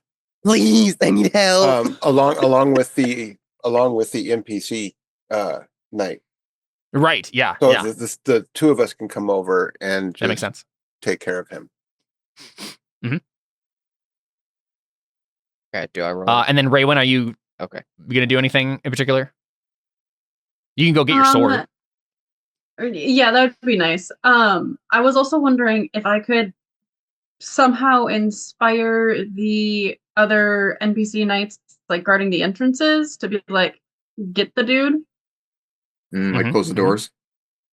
Yeah. Sure. Yeah. I don't think you have to roll or anything like for that, but we can say in narrative that's what you're doing, right? You're like shouting, like, stop him, right? Like, there's something's about to happen in the narrative, like written out in the adventure that will perfectly line up with what you just did there. Cool. So no roll involved. But let's have Gareth. Let's see. I think the Pict will. Man, What is he? Probably even fighting do? Gareth, right? I mean, probably doesn't even see Kieran coming. Yeah, probably. We'll just do that. He's distracted by how awful I am.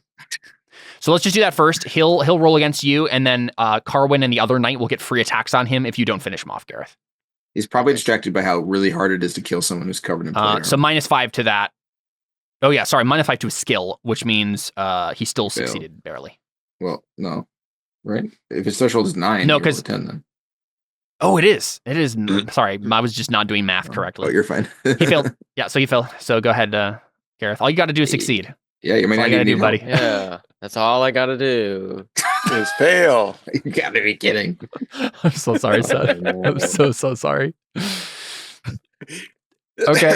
Well, I mean, neither of you do any damage to each other. Yeah, I mean, you Carwin, distract him you want to finish him sufficiently. off? Sure, I'll try.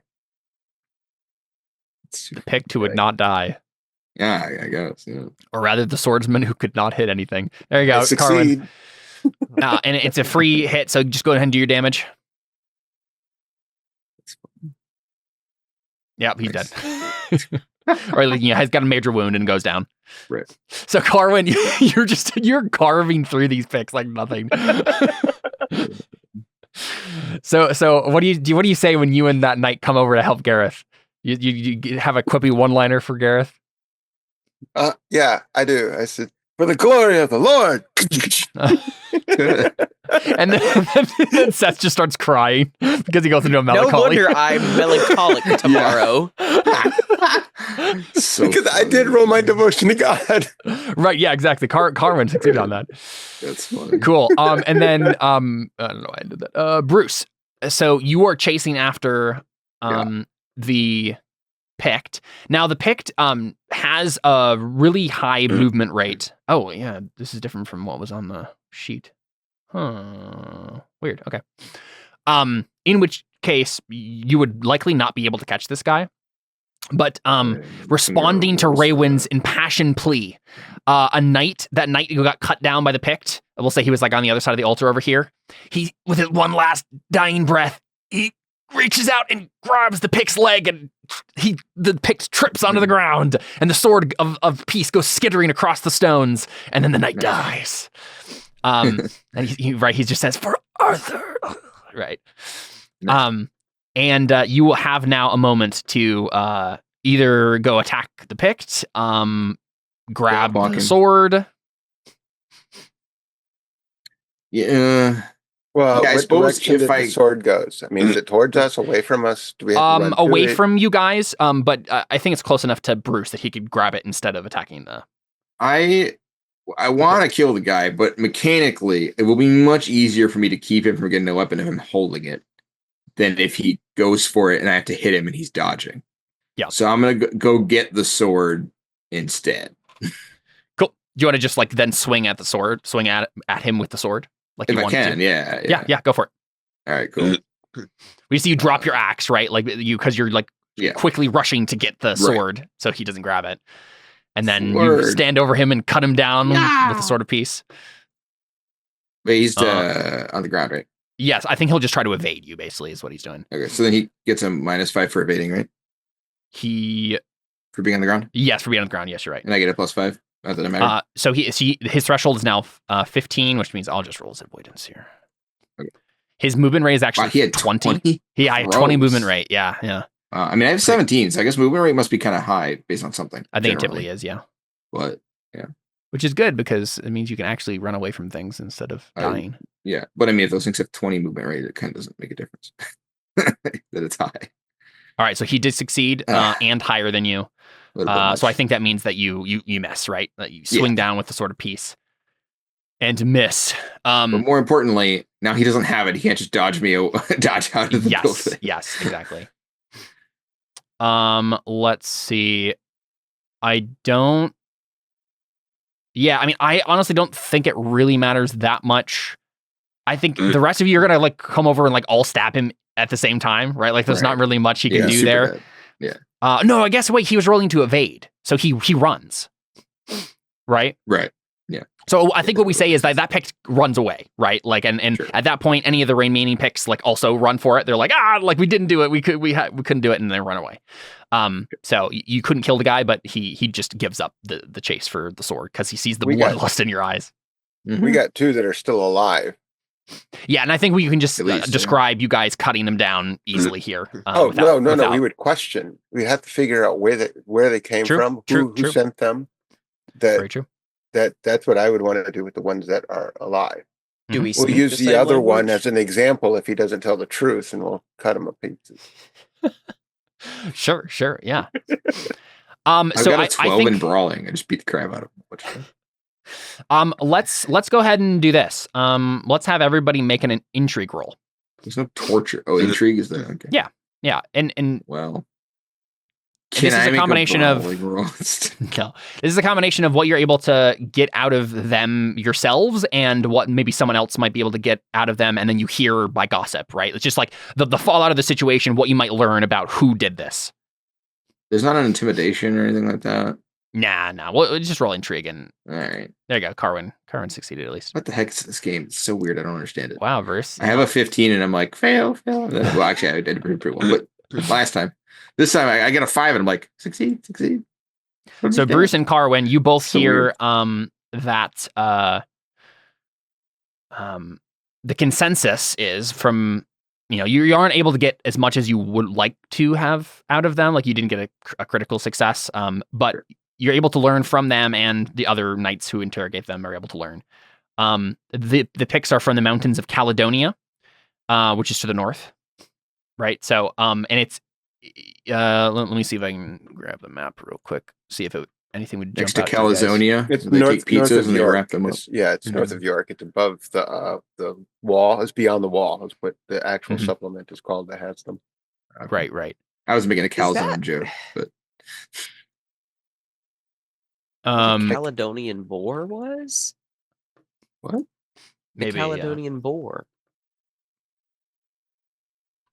I'm mainly just wondering, like, what you guys would, because your characters know a lot more about Caledonia, what that means, than Right. us as people. I think, basically the 2 kingdoms that are around there that immediately jump to mind are Gore and Lothian. So it's King Lot is one of the suspects maybe here. Oh, big surprise. Yeah, it did seem like the Northern Kings were not super fans of Arthur. So this lines up with what you were already thinking. Maybe it was Lot, maybe it was another one of the Northern Kings, but they probably sent these Picts to try to steal the sword. But yeah, either way, you guys have succeeded at making sure the sword is not stolen. And so you receive great commendation and are shown into King Arthur's presence. I think we see the 4 of you. It's like early morning light. As soon as Arthur's awake and is alerted to what has happened, you're led into his presence, and he says, "Valiant knight, I must thank you for defending the sword of peace. It is good to know that I have such stalwart and honorable knights serving Britain in this time." I don't know if you have any response to that. Are we depressed now? Yeah, I think David and Seth, you're both pretty melancholy. I don't think I say anything. I'm like, oh, I gotta put the sword. Right? Yeah, I think because of how that ended, that's probably what it is, Bruce. For you, Right. it's like that's like that sword, that single moment of brilliance. Like even though you missed the guy, like something about the swinging that sword, you're like, it's so beautiful, and like I wish I could hold it again, but I'll never be able to hold it again, right? Yeah. Yeah, so you guys are melancholy, Carwin, Raywin. I'll bend a knee forward, and Lord, it is always an honor to serve Jesu Christ in the service of you. Cool. And that's because of my devotion to God. Yeah. Raywin, did you have any anything you want to say? Raywin would probably also bow and just say, "If only I could have done better." This is why we have comrades in arms, so that when one of us falls, when there is a weak link in the chain, not by any weakness in our own hearts, but the fallibility of all men, that our brothers can come to form the shield wall beside us and ensure that together we are stronger than any individual knight alone. Do not fear reprisal or a loss of honor for your perceived failure, Knight Raymond. Yes, he tries to comfort you. And then he says, Gareth and Bruce, are kind of being mopey. But he passes over that and he says, please, you were instrumental in saving Clarent, the Sword of Peace. Let me provide you with a house to live in for the rest of your time in Londinium. Servants, meals, whatever luxuries you may require at your beck and call. Wow. While we wait for Candlemas, you will live with the blessing of your king. Sick. And at this point, let's have all of you who would like to, who feel a particular loyalty or love for Arthur, let's have you roll to generate such a passion. As long as you feel like your character would indeed do such a thing, like, feel passionately towards loyalty towards the king. Is this Arthur that's giving us the house?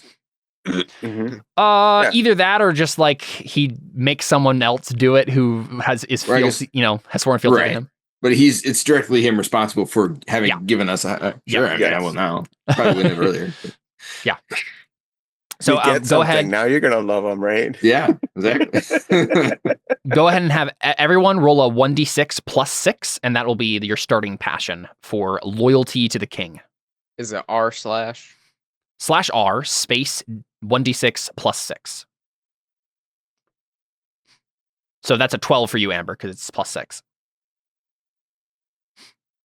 Cool. Oh, it's plus 6? Plus 6. Yep. Oh, you got it. I rolled a 1. Wow. Ooh. Okay. Yep. So 7, 12, 9, and 9. Yeah, add loyalty to the king in your passion. Add that number. I'm appropriately the least loyal, I guess. Makes sense.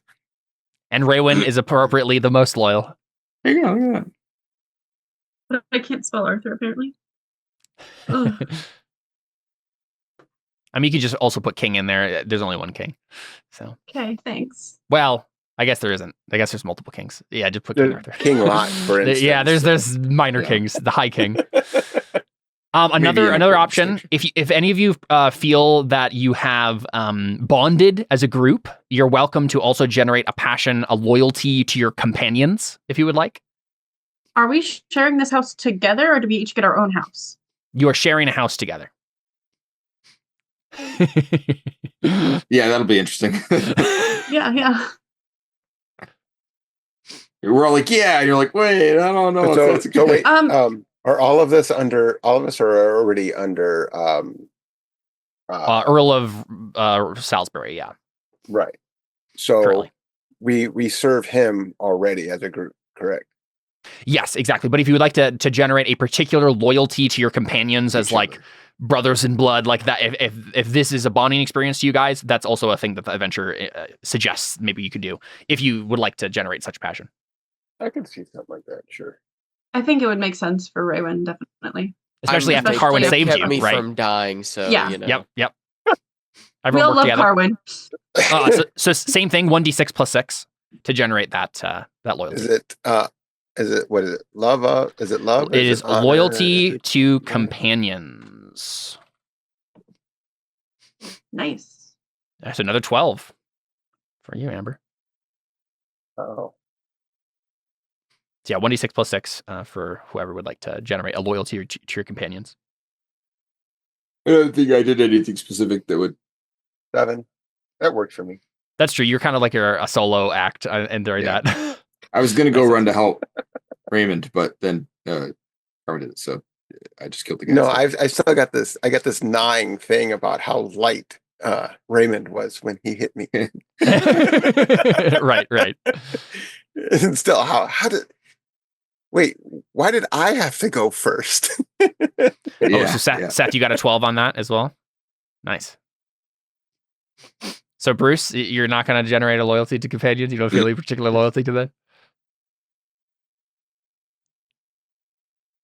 David? What? Sorry. You don't feel any particular loyalty to your companions then? I mean, like I do. Seems like everybody else did. I don't know that there's. I guess. I didn't feel like I had a thing that happened where I was like, oh, now we're like, right? Yeah. I just killed a guy and then. Yeah, and that's totally fine. Yeah, there'll be other opportunities to generate. I made the guy catch the Picts that you were trying to catch. Oh, that's true. That's true. Oh, that's true. You did do that while currently bleeding on the ground. Yeah, that's fair. Actively bleeding on the ground. Yeah, I mean, why not? Yeah, it's easy to scream when you're in lots of pain. Yeah. What is the 1d6 plus 6 again? Same. Okay. Yep. Yeah. Right. Man, I just can't. Cool stuff. All right, cool. Yeah, the next morning, all of the city is abuzz with the news of the attempted theft. Everyone knows that Picts do not live in Londinium, so who planned this? And then, you guys know this from your interrogation of the Picts, but rumors abound as to who might have done this. But you guys have your suspicions, right? Mm-hmm. And then, none of you were seriously wounded. None of you got a major wound, right? So Raywin, after some sleep, you're fine. So in theory, you continue to stand watch with the rest of the honor guard for 3 weeks until Candlemas. On Candlemas, per mutual assent of the assembled barons, Clarent is set back into the stone. Actually, I guess, in theory, the adventure just passes back by those 3 weeks. Would you guys like to do anything during those 3 weeks? You can if you like to. In theory, you're just like living in your house in Londinium and standing guard. It might be fun to see if any of us notice during 3 weeks that Raymond is weird. Yeah. You know what? Let's do this. Let's have you guys roll a couple of passion traits just to see like how, right? Like, so I would like everyone who maybe has. Let's do this first. Everyone, go ahead and choose temperate or indulgent. To see whether or not you are like you have luxuries at your disposal now, given by King Arthur to this. Are you indulgent with them or are you trying to be modest with them? So go ahead and choose which one you would like to do. If you have a 16 or higher in one of those, you have to roll it. Have to start with that one, but we do get to pick which one we want to roll. You don't just sure. Yeah, it just depends on like which, what you're trying to do. Okay. Yeah. The temptation is here, but sure. Yeah, there you go. Carwin's fine. Raywin's fine. I'm not fine. Okay, go ahead and roll on indulgent then, Gareth. Oh, fumble. Okay. I don't really know what it means when you fumble after a success. Yeah, there's a demon in the machine. Wait. So he failed on temperate, and then he fumbled on indulgent. Uh-huh. I believe that would mean that when he has to check the indulgent. Probably. And then he gives in to his indulgence. Doesn't he? Or no, he gives in to his temperate. You'd have to succeed. You give into temperate. Yeah, that's true. Yeah. Maybe because of his lack of devotion to God in the combat. Yeah, you fast. You fast for 3 weeks. That's fast. Right? Yeah. I like it. Yeah, go ahead and check indulgent or check temperate for us. Oh, check temperate. Yeah. Not indulgent. Because it's the opposite, right? You failed on indulgent. Yeah. So yeah, you're temperate then. I think everyone else is temperate then. Actually, everyone's temperate. Didn't want to be. Raymond would offer to cook for people because his twin sister was pretty good at it. He picked up a few things. Nice. Right. So, the servants of King Arthur insist. No. That's our job, Sir Knights. Right. But now, yeah, like I am curious. Let's have anyone who has like a high suspicious roll on suspicious to see if they start to pick up something from Raywin, right? I have a 15. Yeah, I have an 11. Anyone who has more than a 10. Oh. Okay. I got it. So you both act on your suspicion, right? You are suspicious. I would say maybe an awareness roll then. Yeah, that makes sense. Mm-hmm. Yeah. So you're suspicious and like it probably does cross your mind. There's something going on here, like something about Raywin is weird, but like you don't find anything, right? Right. Cool. Like that's foreshadowing. Clues, but just not quite there. That would have been a lot more different outcome than if you'd made her roll an intrigue roll. Just say it. True. Well, actually, if she is technically trying to hide. I could see an opposed intrigue roll on this. But I mean, maybe it's they better if did we both don't just find out fail right though, away. so it doesn't. I don't think it Oh, actually that's matters. true. That's a good point. Yeah. Right. Yeah. Like even if she failed, I don't think they succeed. Yeah. What is that? So Yeah. I don't know. yeah, I think it's fine. How much health do we get back? We'll just say Neither. you guys are full health again. None of you got a major wound. Yeah, feel free to Thank go you. back to full health. Yeah. Weeks Thank are you. passing. Thank you. But yeah, I think unless there's any other personality traits that come to mind as to check, see how the 3 weeks go. I think Is that there would be- do we get to roll on the adventure chart if we No, decide I to don't- venture out alone? Oh, in 3 Londinium? weeks? Actually, yeah, true. We do have the little table that we rolled on last time to see what. Yeah, if you want to go on an Yeah. adventure in Londinium, you can just Alright. wander around for a little Sure. bit. That'd be fun. Yeah. Sure. Do you all go out together, or Uh, we well, we does can it maybe work just like together. we can does it focus work- on maybe like one particular evening where you all go out together to see Londinium, Okay. right? Okay. And then we can just roll to see what happens. Let's Sounds like do fun. it. All right. Let me find the chart. This is the night where Gareth and Carwin, was it those two, are trying to figure out. They're trying to plan something to see if they can. find something. Yeah.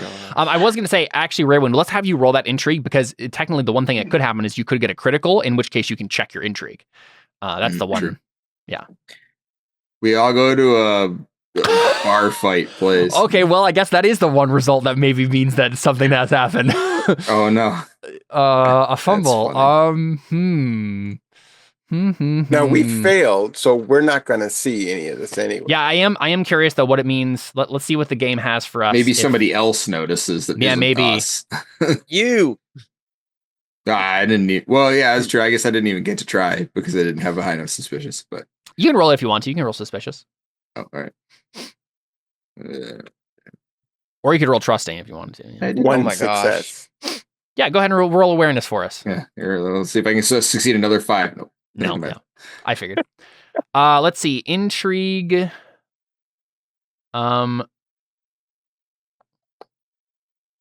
Fumbles. We should get into a bar fight. Bust out my brawling. Yeah, let's see. Oh yeah, call for a check. Maybe depends.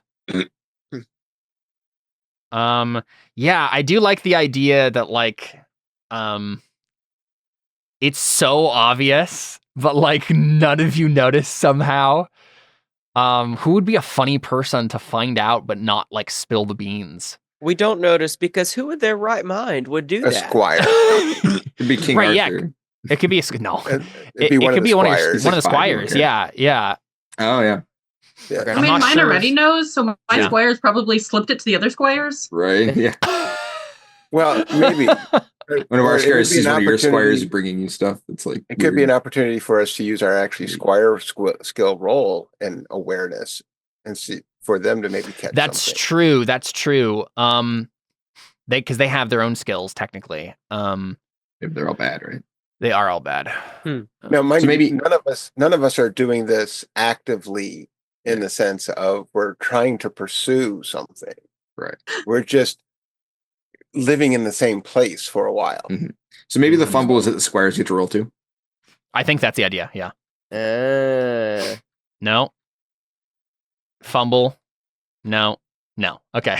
Nice. All right. They all basically have a 5 in awareness. Yeah. The suspense remains. Yes. Cool. I like that. Raywin, I'll give you a check on intrigue. I mean, everyone failed. Yeah, that And was you got a pretty critical. intense. Yeah, you know what? You learned from this failure. You were really bad at hiding it, but we got a moment where like they should have noticed. Like there was no reason, Like and you somebody were walked like, in and me changing or something. And, Right. Yeah. they just barely. It was like, oh, my bad, dude. Sorry. Exactly. Don't Yeah. even- And they don't why even do you notice. care. But And so- whatever. And you once the event is like the situation is over, you're like, I got to get better at hiding this. That was so close, right? So you can take a check for intrigue. That's funny. Cool. All right, cool. Would someone like to roll a d20 on the table for me to see what event in Londinium happens? Slash roll. What? Okay, there you 9. go. Oh no. Okay, all right. Oh, Fine. he's laughing You at you like come that. across a pack of dogs. They are wild, and they start trying to like bite at you and rip at your clothing. Oh, good. The thing that it says here is dogs rip or stain your clothing, -1 D3 geniality until you receive a new set of clothes keeps next happening. winter phase at Yuletide. So all of your nice clothes that you wore to like go out on town are like torn by dogs. Can I roll a brawling to try and have my clothes Just not? punch the dogs. I just beat the crap out of it. Yeah. Yeah, please do. All right, thanks. No. Don't we have swords? Couldn't we just pierce the dog, Well, ruin its fur? I mean, if we're just out on the town, we're probably not like packing, right? I don't think you're walking around with your swords necessarily. You have small arms, of course, but yeah, I think what's happening here is like Bruce. Okay, so a bunch of dogs show up. Bruce decides to go beat them up and fails. And so the rest of you, you know what? Let's do this. Let's roll this a couple of times, and this will be a series of misadventures that happen to one particular person. Okay. So, David, Bruce's clothing particularly is totally stained and torn by the dog brawl you got into. That's funny. Okay, so Carwin, I know you rolled that one, but we'll say that one's for Bruce. So whoever, Gareth, Raywin, or Carwin, you can roll again for your particular one. D20. And if it fits a particular person, we can roll. We can choose it. But all right, so Ryan rolled again. 5. A thief picks your pocket. Oh. Roll brawling, beat him up. So 9 denarii are being stolen from one of you. Who would like it to be them?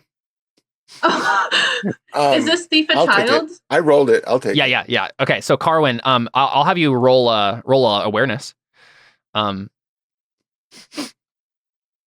Whoa. Okay, yeah. Nice. You catch their hand, right? Like it's like the cool movie moment where you just like reach down and snatch their hand. It's like this, young pickpocket boy, right? And he says, "Oh, I didn't go. Let me go." What do? You do know that thieving is against God's law, not to mention the law of the land. By all rights, I should take your head off for what you have done. Well, that's certainly not the law, but okay. Might makes right. Well, I guess King Arthur's court has not been established yet. His nicer, gentler court.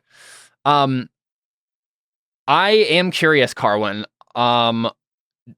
Maybe we should roll here to see how you respond to this. Yeah, with your just, right? Yes. I have to roll. Oh yeah, you're famously just. Yeah, I mean, in which case you must do what is just in this situation, right? What do you do? Oh, thank you. He's pleading and begging. No, please, Sir Knight. Is there a local constabulary? I mean, I know that constables don't exist. There will be I assume, a guard around somewhere that you could probably talk to. Yeah. Okay, I'll drag him over to the guard. Can I try to intervene? Sure. Okay, I put my hand on Carwin's arm. He's just a hungry boy. Let's just take him out to lunch and move on. Is that something you could be swayed by, or is you just too powerful? No, my What's the opposite of just? Dishonest. Unjust. Isn't it arbitrary? Probably. No. Arbitrary, yeah. Yeah, it's arbitrary. Yeah, okay. Arbitrary. My arbitrary is a 4. Yeah, I mean, Carwin is a knight who he's in the throes of justness. I assume you can, we could roll to see if I'm being I have a 13 merciful. I'm being merciful by taking him to the guard. Instead of cutting him down where he stands. Instead of cutting him down where he stands. Let's have you roll merciful. I think that is the thing we're rolling here, based on Braywin's. Right? Like, yeah, so maybe you're just explaining that, Carwin? That seems like an accurate interpretation of merciful, right? It's like, he needs justice, but I am gonna be, we'll let the law handle it how it's supposed to be handled, right? Right. Cool. Raywin, do you try to intervene any further, or do you accept this mercy?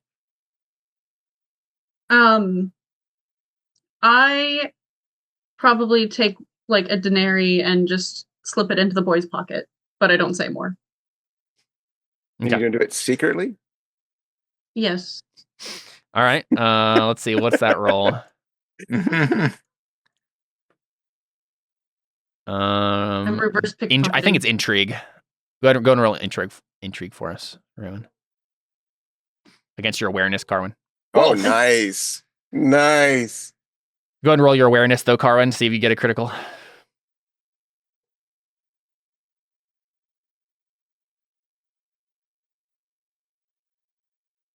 Oh, me? I'm sorry. Yeah, you're the one right here. Okay, I didn't see it. Cool. That's fine. You already have that checked, Raywin. So, but yeah, you certainly do it exactly as you want to, right? You slip some coins into his pouch, and I don't know if we really need to dwell on like what happens to the boy. You know, this is more about like how your knights responded to it. So we just kind of pass on from that, and who knows what will happen to that kid. But you acted according to knightly values, you know. Right, and I don't lose my 9 denarii, do I? No. You do not. Yeah. Okay. Raywin, do you want to check your generous for me? Yeah. Roll it or check it. Just check it. Yeah. You acted according to generosity, right? Makes sense. Cool. And then Seth or Raywin, would you like to roll on the D20? That did it wrong. /R. Not R/. All right. Roll again. That was the same one. That was dogs. Oh yeah. More dogs. That was dogs again. Okay. Mobs jostle you all day. Take 1d3 points of damage from the bumps and bruises. Wow. So we find you guys in a crowd at one point, right? Like there's some celebration happening going on. There's a market or whatever. And Gareth, these people keep bumping into you. Like they're constantly being disrespectful to you as a knight. Are you going to stand for it? What are you going to do? How do you respond? Your melancholy is past, but like you're still, I assume, fasting for a little bit here as you dwell on your failures. God's will. That's what yeah. It's meant to happen. Could you imagine if that event killed somebody? Yeah. What you said it was 1d3? Yeah, I don't think the damage really matters for this because there's not going to be a fight right here. But I am curious. That's what the table says. But I am curious. I think we should roll. Let's see. What's a good personality trait? That like a restraint one. Right. Exactly. I'm thinking maybe either like proud. Yeah. Or vengeful. You know what? Let's do this. It sounds like you're trying to be forgiving. Roll forgiving. Let's see if you can successfully be forgiving like you want to be. No, okay, maybe not. Okay, roll vengeful now. Okay, yeah. So you can choose, and you already chose, right? Like you're going to be forgiving, but you don't get any checks or anything like that. We see you be kind to these peasants. Cool. And then Raywin, let's have you roll 8. You pick up a cough. 1d3 minus 1d3 Constitution until you leave the vicinity of Londinium. You get sick. Ugh. I'd like to think. Let's do this. Let's flip the causality on this. I think the way this whole sequence ties together. This happened before you guys did the suspicious thing about Raywin. I think Raywin gets sick for a while, and it starts to, whatever is happening there starts to draw suspicion because she's like, wow, you have such a weak constitution. Like, what is there? Or, like the constitution of the feminine constitution, or like there's something there where it's like they're suspicious about this or whatever. And then like the squires are coming to like, I'm not sick enough because I have this cough, but I'm acting like it's nothing. Right, you're not a dude. Exactly. Right. Also, she can't get a I man think, cold. a better constitution than us. Also, I know. So I was just trying to think of like something you guys would right. Yeah. That makes total sense though.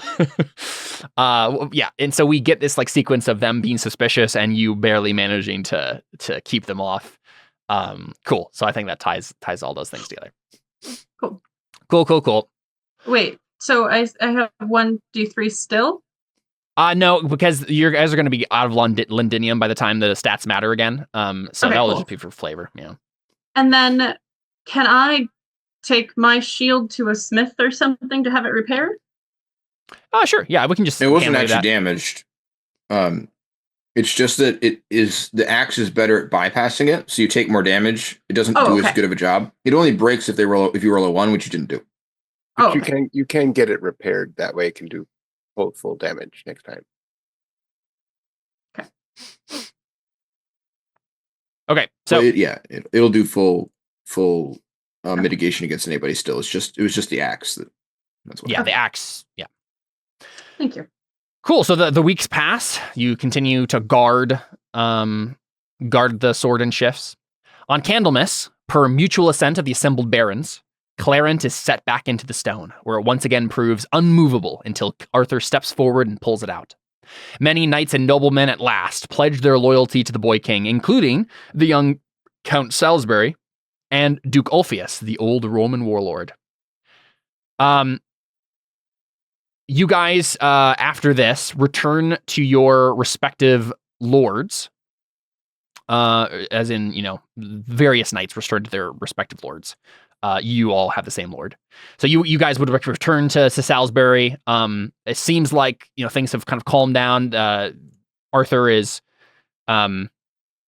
confirmed going to be king. They're setting up the inauguration and all that stuff. And on Easter, time passes, weather continues getting warmer as winter reluctantly yields to spring.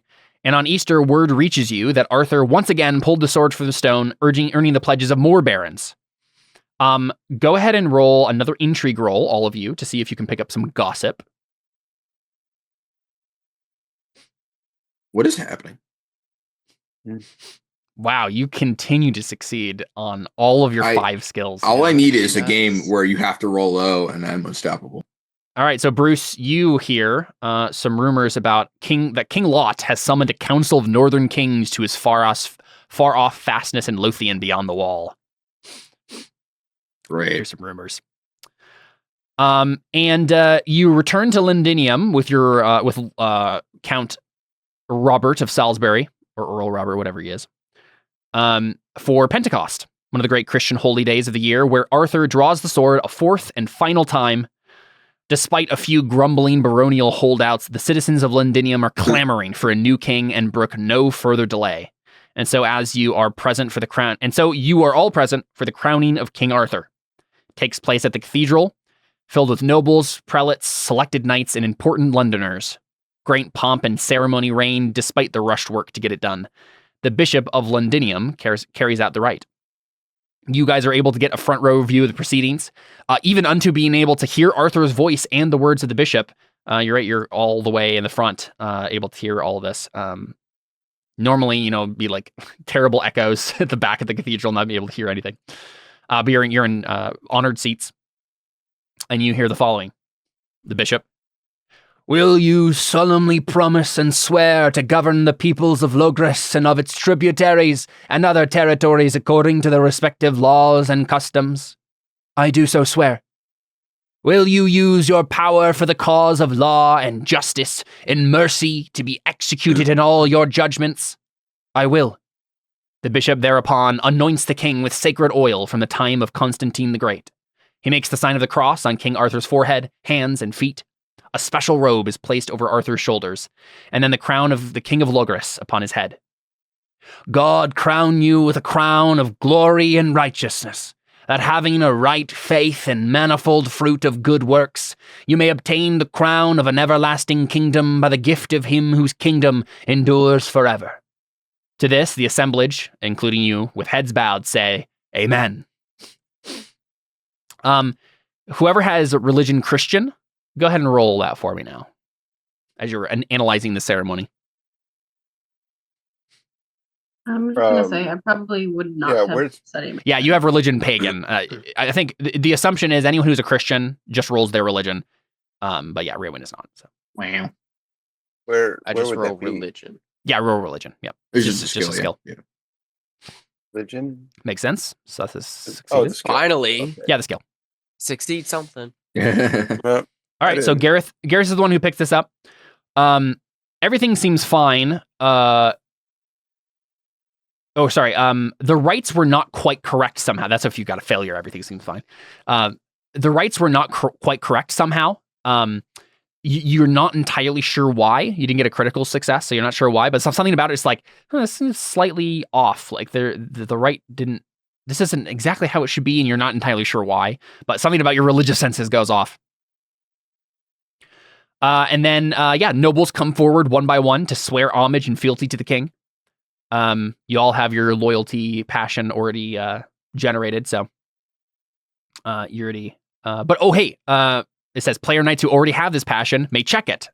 So as you witness him being crowned, check your passion of loyalty to the king, to King Arthur. Right? It's very moving. And now go ahead and have everyone roll a recognize skill test.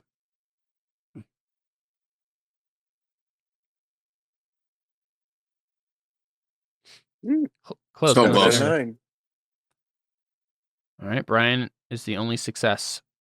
So, Carwin, you notice that you're sure that only a small number of the nobles are here.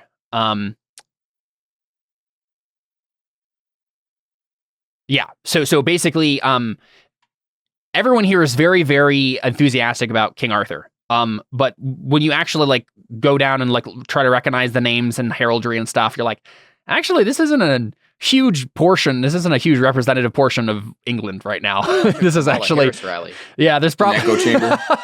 Yeah, it's an echo chamber. Yeah, exactly. It's like there's probably a bunch of other kings and nobles who are not on board for this, and so we're all here very excited about it. But this is probably not the general sentiment around England. You can sense this. The court then withdraws to a massive banquet held at the White Tower of London. The feast is the best meal that you have ever eaten, making indulgence especially difficult to avoid. Let's have everyone go ahead and make a roll temperate indulgent with a -5 +5. So whatever your highest is after that -5 +5. So your temperate is going down and your indulgent is going up by 5. Mine's even. Even with the bonus. Oh. So indulgent +5. So after you apply the bonus, then yeah, it would be like Then whatever roll, that is. okay. Yeah. I Oh, dang. succeeded. So I indulge. Okay. I was real hungry after that fast. Yeah.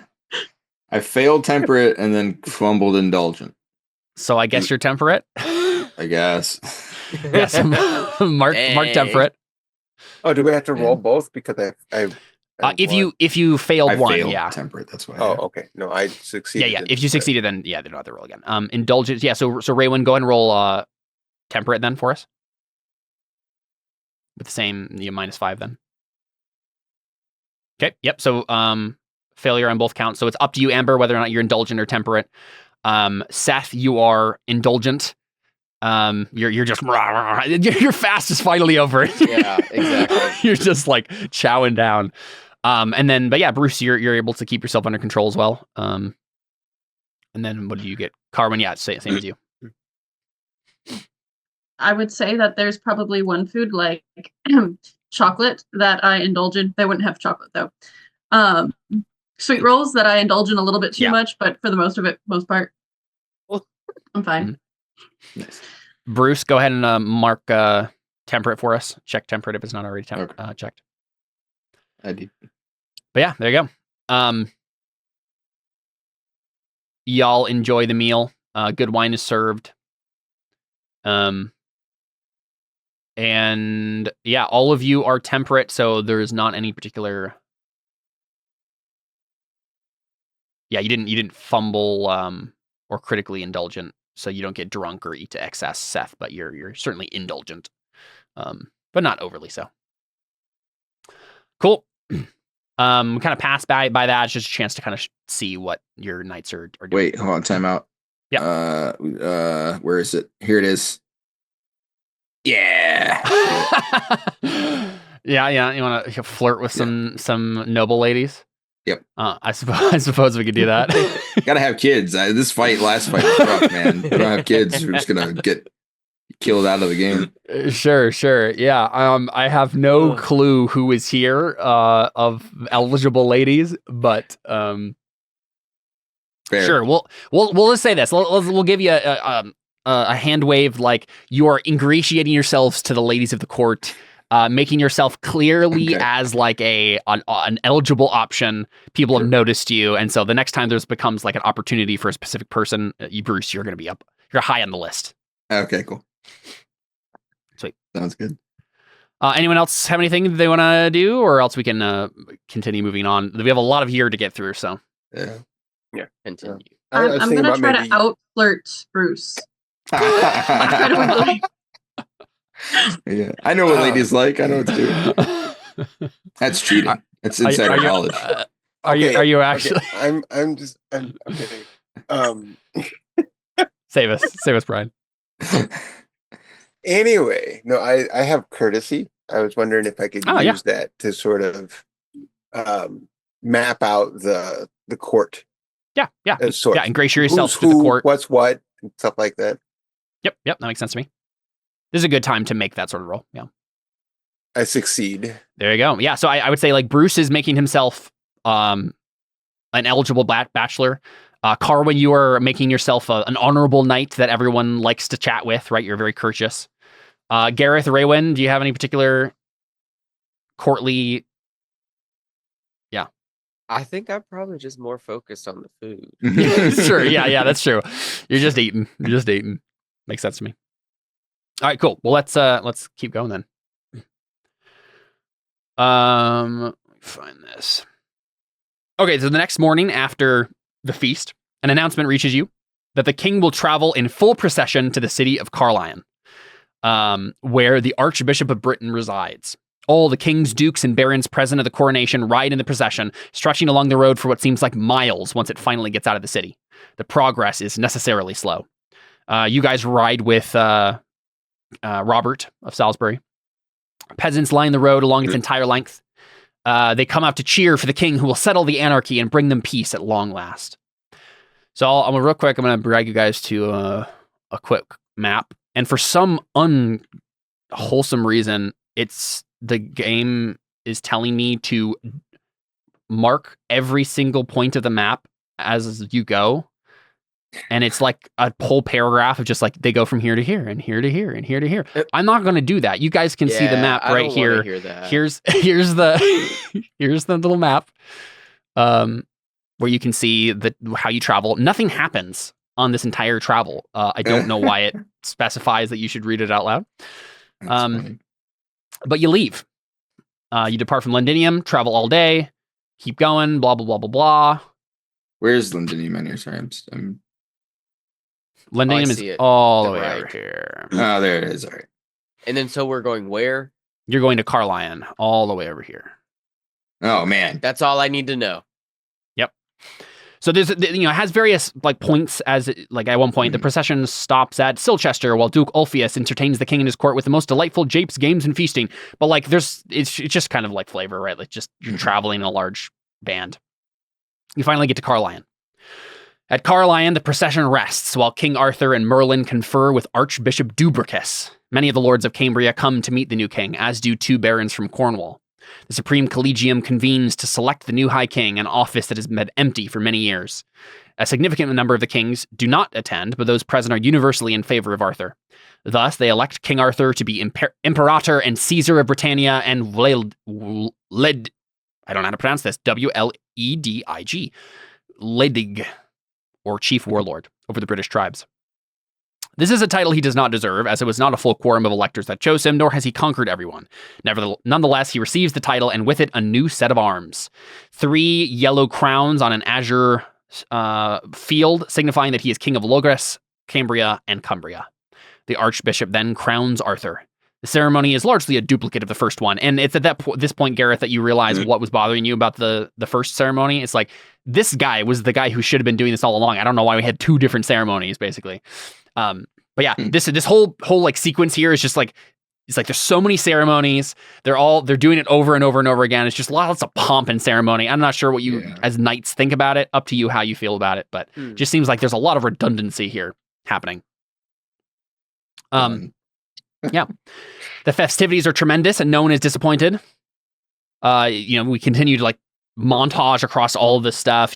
Bruce continues to flirt. Carwin continues to ingratiate himself to the court. You guys are doing your thing.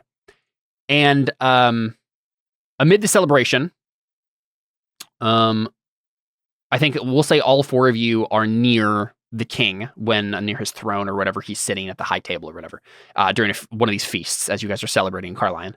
And you hear a messenger runs up and says, "My lord, 6 northern lords have arrived."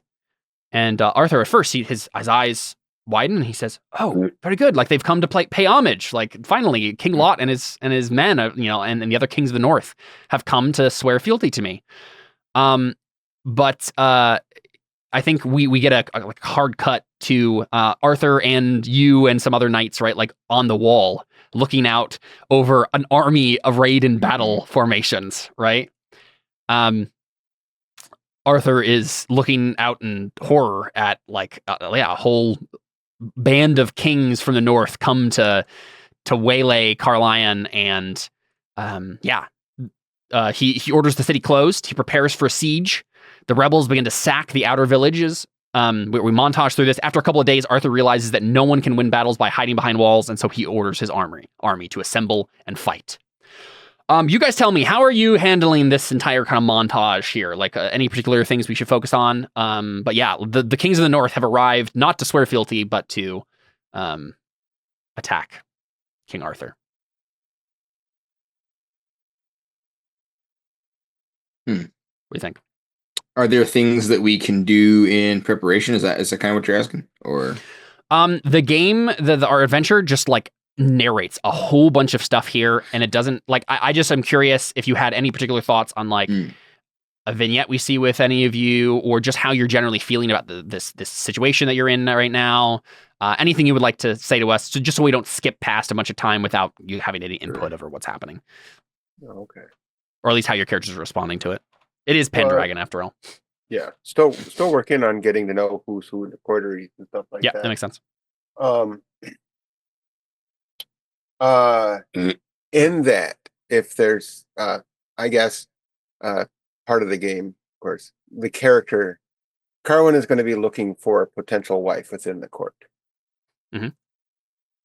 So not going to be recklessly flirting or anything like that, but gauging and understanding.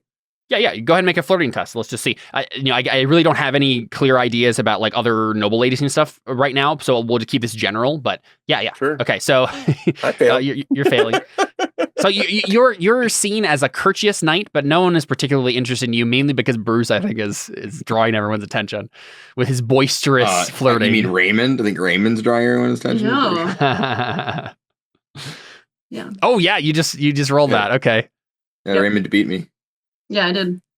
Congrats. Yeah, I see Bruce going over to flirt with all the ladies, and I just go over and I'm like, and I just take all of his ladies. I live with this guy. This is what he's like. Right. You're covering your tracks. You can't. So as the army's assembling, I'm gonna go out to the commoners of Carlion and maybe some of the other nobles, and I do give speeches to pump them up for the army outside and tell them how evil they are and how necessary it is to have a child king, because the innocence is what we need. Innocence and purity go together. Sure. Yeah, that sounds perfect. Yeah. Let's have you make that all right. Nice. Man, Amber, like, I don't know if you just know the King Arthur story really well, but like, you keep hitting perfect moments that I like, things are already going to happen in the narrative that now have roles behind them. So good job. I won't say what it is, but it does seem like the people of the city are very inspired. Thanks. Seth, some time has passed since your indulgent feast. What would you like to have been doing behind the scenes during this time? That's a great question. Anything in particular? I mean, maybe looking, I mean, my character's interest is like religion and folklore, so maybe like trying to figure out more about the stuff going on with King Arthur, especially because I noticed that something was wrong. Like, it's weird that we're doing all these ceremonies. Sure. Yeah. Go ahead and make a religion check. Speaking of that on a folklore level, is Merlin here also still? Yeah, he's basically Arthur's advisor, right? Right, okay.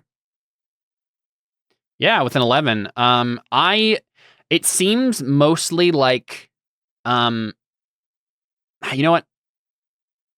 I think this should actually have been an intrigue test, because I think the religion part of it, you understand, right? You're like, Okay. you know, I the right got it. wasn't correct. Okay, perfect. You're like, the right wasn't correct because the right guy wasn't doing it. But you're like, I'm not sure why that was the case. Why are we doing this? And I think with this intrigue roll, you're just like, it's all politics stuff. It's just like, who wants to be important? Like the guy in Londinium wanted to be important and be the first person Everybody who like wants to gave see him pull the sword everyone out of the wants to be the stone. guy who could claim to fame. The High King Yeah. was I inaugurated the High King, right? It's all of that nonsense. Stuff that you as knights probably don't care as much about and maybe would find uncouth anyway. Arthur's probably Um, twice as sick at it as we are, you know. Yes. So it's mostly just that stuff. It's like Okay. politics behind the scenes. Cool.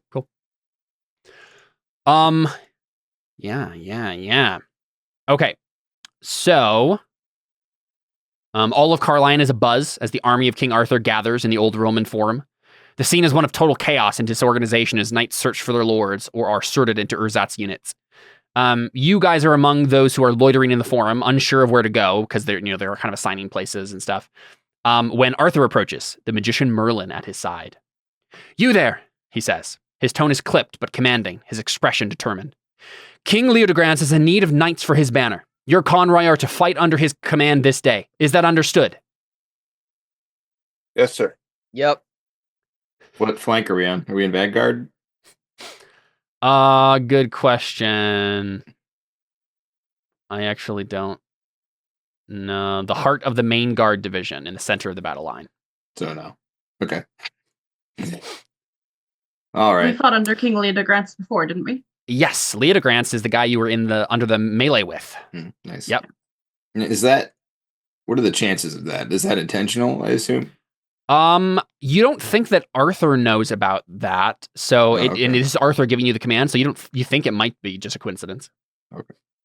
Of course, it's mainly a game coincidence where like Of course, yeah. I was just Yeah. curious if that was like, Yeah. of course that would happen, or if it was like, wow, what are the chances of it that? doesn't seem to you that like he intentionally paired you Okay. again, right? You guys are like sort of famous knights, but like everyone's like Yeah. knights are famous by You're not a virtue knight of being unless you're- knights, right? Right, yeah.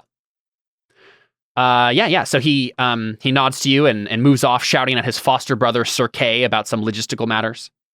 The Who's player foster- knights, Arthur's or Merlin's? Arthur's. Oh. This is Arthur talking to you, not Merlin. Oh, okay. Yeah, or Merlin was just like by his side the whole I time. didn't know Arthur had a foster brother. Yeah. Sir Kay. Sir Kay. Sorry.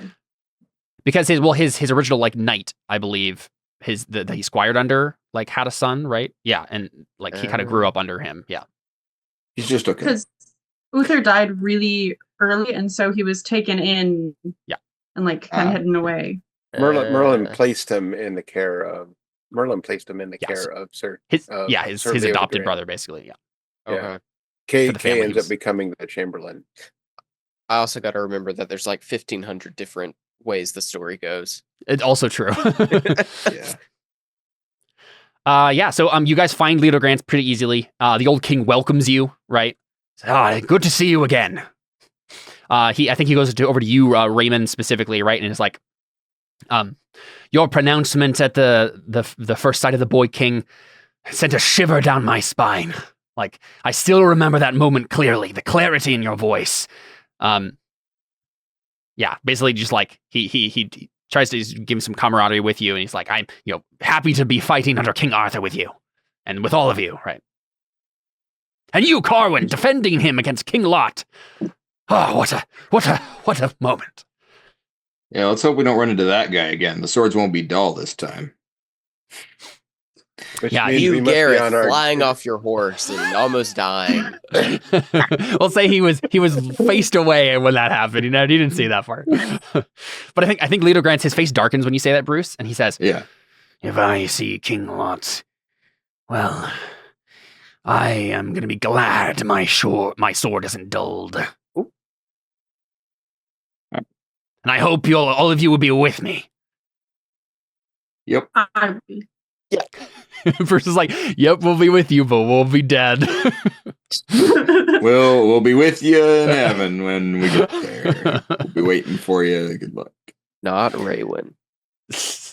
Yeah, so Yeah. one of his For the honor of the king. Raylan might go up to Gareth and be like, "What is the importance of King Arthur being pledged by these ships?" The bishops. Oh yeah, she just probably doesn't know what a bishop is. I get it. Yeah. I was like, wait, were there boats? Did I miss something? She's just saying the word This is wrong, why she's basically. confused. Yeah. He's What would I Yeah, say? and you remember Gareth. You're like, "Oh yeah, she's a pagan." Whoops. Or Oh, he. do I know that? he might not Yeah. have known that actually. Up to you. Yeah, I guess Amber. How obvious you are with it. Probably not very obvious, especially considering the people I'm around. I try to merge, and I'm not very religious, so Makes sense. Oh, okay. Yeah, so she's just, I mean, maybe a dumb Christian. I don't know. You Yeah, don't know. yeah.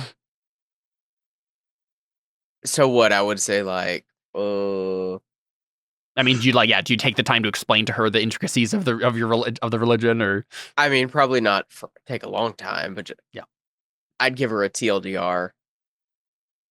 Basically, just that's where he gets the divine right to rule, right? Thank you. From God's, That's what Gareth says. anointing. what about the other gods and goddesses? The demons? Yeah, they're outside. They're waiting for us. We'll get to meet them in a minute. in the wilderness? Because that's what they believed at this time, right? Like the uncivilized. Oh yeah, those those foreigners, yeah, those Mhm. All the demons are waiting for us outside. Oh yeah, there you go. You guys look at the arrayed armies. Yeah. I kind of just nod quietly and let the conversation fade, Fair enough. considering things. Seth, do you want to roll on your suspicious for me? Uh-oh. I cannot hear that word and not hear that stupid song now. Or not song, you know what I mean? Yeah. Which song? Be suspicious. Don't be suspicious. Don't be suspicious. Okay, yeah. I mean, Seth, you're suspicious about this, right? And how does I love how I'm getting successes on stuff that really doesn't matter. well, I think Gareth Well, it needs to does. act on. Gareth needs to act on this now, right? Like he's suspicious, so he would like either press her or like try to find it out another way. Especially because you hate pagans.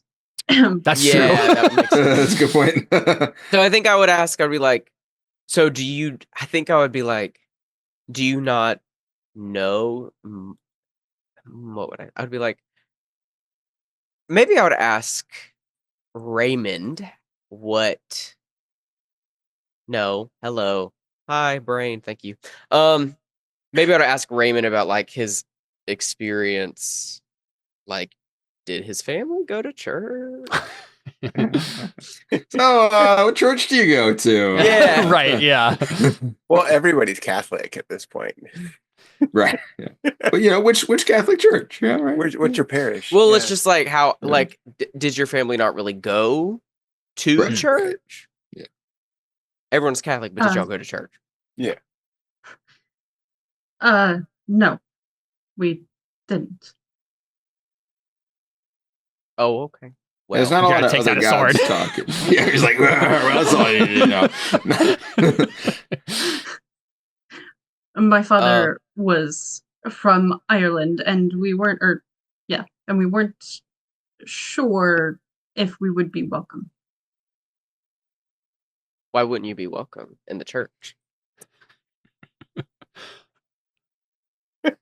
Probably all that other gods talk. Bruce gets it. Bruce is like, I think it's pretty Yeah. clear to me what's happening here. Yeah, I kind of just look to Bruce and clear my throat. I just shrug. Perhaps this is not the time to discuss these matters. And I think Gareth would agree. It's like, yeah, it's not the time, but now he's got something building in his head. Right. If you had literacy, you would like pull out a little notebook right now and be like, Yeah. you're on my hit list now, buddy. A distaste is forming. Yep. Well, if this goes anything like the Grand Melee, we're all about to die. So if you're going to make yourself right with God, It's not now's a gonna good time for it. That's what the Bruce says. Yeah. Well, there should be an opportunity at some point because I know Arthur actually gives the gospel to it's towards the end of Le Morte d'Arthur, but he actually gives the gospel to one of the knights. And it doesn't give the gospel, but it says he talks with him and he does. Yeah, he actually, so there is probably an opportunity that if you wanted to, you could eventually get there. Yeah, so I mean, one of Alito Grant's servants fetches war horses for you guys. Your doting squires make final adjustments to harnesses and stirrups. Trumpets sound to order the march. The troops gather out of the east gate, a ragtag assembly of knights, mounted sergeants, archers, and city guard. Beyond the gate, waiting, is the massive army of King Lot and his allied northern kings, easily twice the size of the Logres forces. Anyone who would like to can make a battle roll for me. A what? A battle roll to like check out the armies and like make us like figure out some strategy and whatnot, like get a handle on it. Dang, I don't see soldiers. I think we're fine. These are just children. Right. None of y'all know anything about what is happening right now. All right, good stuff. I see a lot of dudes. Yeah, you don't particularly notice anything about the forces themselves. You're not paying attention to the strategy or like the composition of the armies. Your convoy is going to be part of King Arthur's own batal, the heart of the main guard division in the center of the battle line. Leto Grant's eyes flash with determination. He has sworn his allegiance and now stands ready to give his life in defense of his new liege. If you would like to, when the Battle of Carlan begins here, you can draw inspiration and whatnot. Let's actually do that as like the last thing we do before we end our session. Obviously, we can't get into the huge battle that's about to happen here with the time we have remaining. But if you guys would want to draw on some inspiration, do passions. I forgot. The way this works is if you all choose the same one, you get a +5 bonus, I think, to it. Yes. And then as long you all have to choose the same quadrant of the passion board to inspire your convoy. So like, what does this look like as you guys are getting ready, pumping yourselves up? Like, how are you? Is it loyalty to the king you're caring about? Is it honor? I certainly hope not. Yeah. Why don't we try our loyalty to companions? It's also super low, isn't it? Mine's I got like an 8. Oh. Yeah, that's the thing to consider here is like if you choose one that's too low, the average of your thing is going to be pretty low. Yeah. Yeah, it's kind of the downside. Actually, sorry, to it, isn't it? there's two different things happening here. Okay. One is the morale, which is separate from each of you drawing individually on inspirations to try to get a bonus in the combat. So let's do the solo ones first. Let's focus on that. Are any of you going to, in particular, draw upon inspiration for one of your passions to give yourself a bonus in the coming combat? Okay. He's gonna try his devotion to God again. Okay, yeah, you got to redeem yourself for last time. Yes, nice. Oh, okay, that's close. Cool. I'm going to do the same thing. Sweet. Yeah. Especially after that whole conversation you guys just had, it makes sense. Like you're doing this for God. If I can't kill the pagan next to me, at least I can kill the pagan in front of me. I don't check that, do I? No, only on a critical. Is okay. Is there an automatic check?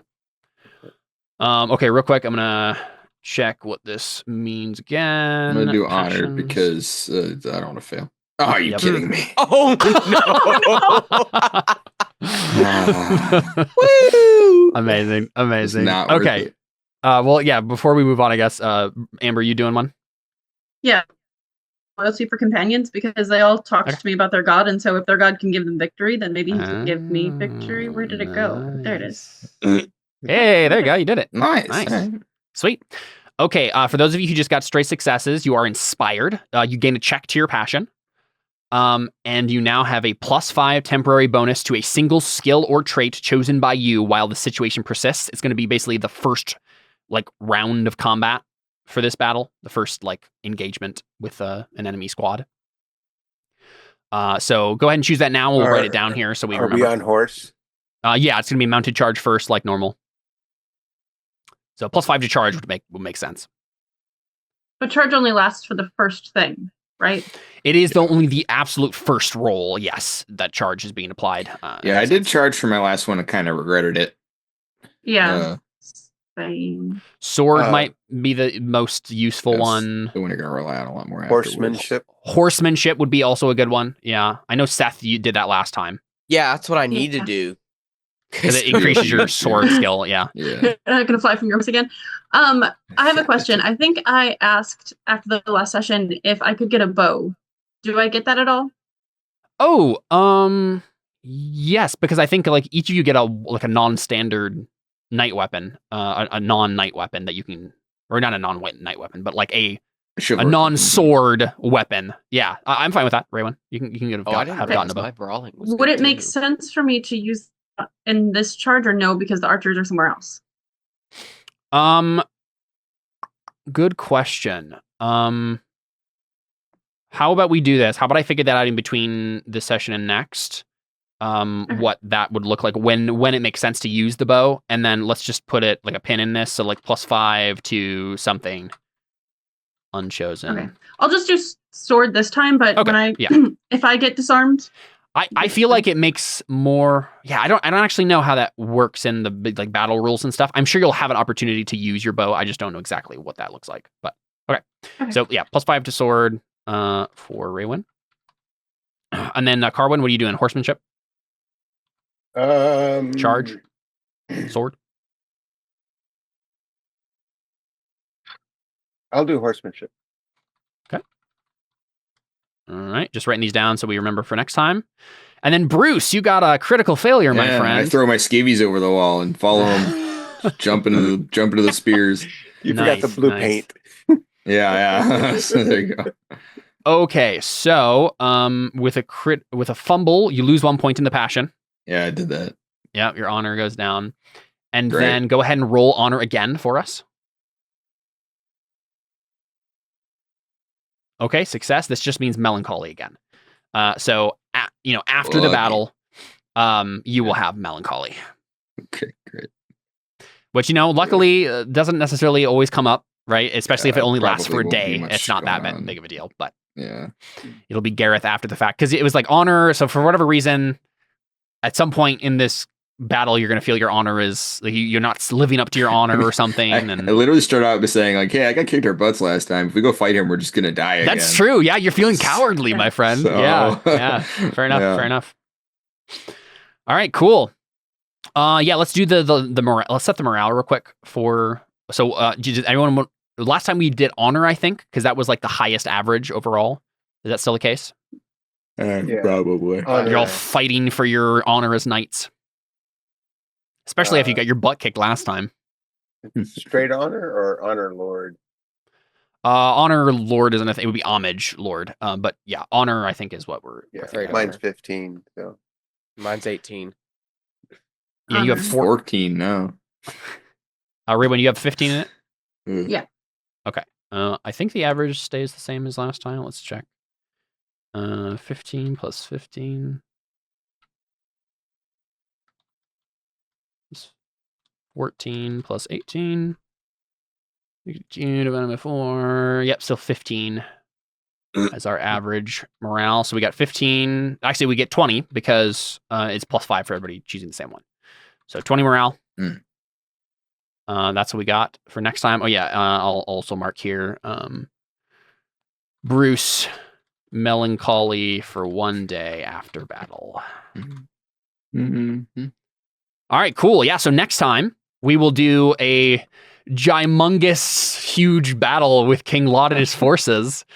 I believe it says, let's see how long, because there's multiple rounds that this battle is Oh my. Yeah, eight battle turns Oh my are gosh, scheduled we're gonna for die. this. Yeah, So- we're supposed to survive 8 rounds. Yeah, so in theory, what will happen is as soon as your morale runs out, you'll get to the back of the line and spend a turn refreshing yourself and stuff. What happens when our health runs out? Well, you may. I think it's entirely possible that someone gets taken out, and Yeah, I'm you not have to really spend the worried rest about of our the battle. morale. You Yeah, have a Everyone just squire. start making a new character just in case. Yeah. Don't forget, you have a Yeah. squire that can help you. Yep. So Yeah. Got all that. you're not necessarily going to die. Yeah. But yeah, so there'll be plenty of chances to like choose specific scenarios and people to fight. There will be. You won't necessarily like you guys last time went straight for Lot's bodyguards. There will be plenty of things to fight that'll be way we went easier. For the big bosses. Right. Yeah, So so- I mean, we did make it hard on ourselves. I mean, again, also there were a lot of crits, so Yeah. Yeah. Yeah. that won't be representative of hopefully. Yeah, These in guys would be theory, naked just like the guys. fail on every single hit on the really easy enemy. That can Yeah. happen too. Yeah. Right. Yeah. Like- I was like gonna you say these guys are gonna be naked, and we had enough trouble with those guys. Yeah. Yeah, so next time that'll be the whole session. I think is we'll do the 8 turns of battle. Which not all of it will be actually played out because at some point you will lose your morale and have to go back to the back of the line and refresh your morale and stuff.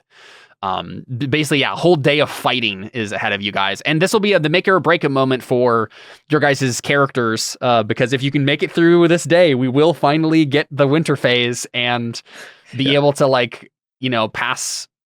Get your checks on things, advance some things. But if you die, then I guess we meet your cousin next session, This is my twin brother, Groose. Yeah, in theory, even if you don't make it all the way through the battle and have to be taken off the battlefield, there are plenty of scenarios that don't end with your death. That will include being taken out in combat, right? You don't just instantly die then? Yeah, no, you don't instantly die, right? Like you hit 0 hit points and then you have until midnight that day to get That's right. healed. And to be fair, there's a lot of points that make it likely for you to not hit 0. Like you could take a major wound and pass out. You could just go below your half HP mark and pass out. So I guess instantly dying isn't likely unless someone crits you, it seems like, or you just get really unlucky. As long as you're wearing armor and Right. have a shield, you'll be okay. Yeah. As the Picts learned. Yes, indeed. Right. We got a few good hits in there. Yeah, that's true. But yeah, cool. We'll start next time with the Battle of Carlion. It'll be epic. It'll be glorious. You may have another chance to kill King Lot. We'll see. Great. Next time Yeah, the guy on with Pendragon. 23 sword. Yeah. Yeah. You have a crit modifier for +4. Yeah. It'll be great. It'll be fun. Maybe we'll find out that Raywin is a girl. We'll see. Next time on Pendragon.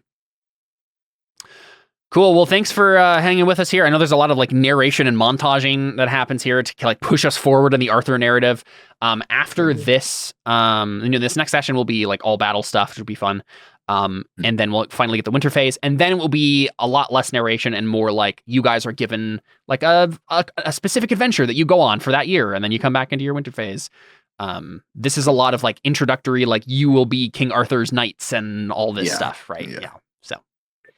So do we get we're going to work on Session Glory at this point because we did some glorious things. Yes, true. Yeah, I think a couple of you have already gotten some. Oh yeah, anyone who got Melancholy gets 10 glory. Again. Yeah, go ahead and take another 10 glory for Melancholy, and then Seth, you got Melancholy, so take another 10 glory, add it to your Session Glory there. And then let's think through that. Any other notable moments that we didn't hand out glory for today? Killing 3 Picts. Yeah, true. Taking damage. Yeah, saving Raymond. Yeah, I think Bruce and Carwin get glory for killing the Picts. You certainly get glory. I think I maybe just skipped over it. I'm sure you get glory for saving the sword. Probably they right? gave us a house. Do I get glory for holding it? Sure. Take 5 glory for holding the sword of peace, my friend. Let me glance through this briefly. If it doesn't say in here that you get glory, I'll still give you glory for it. Okay. Yeah, everyone take 20 glory for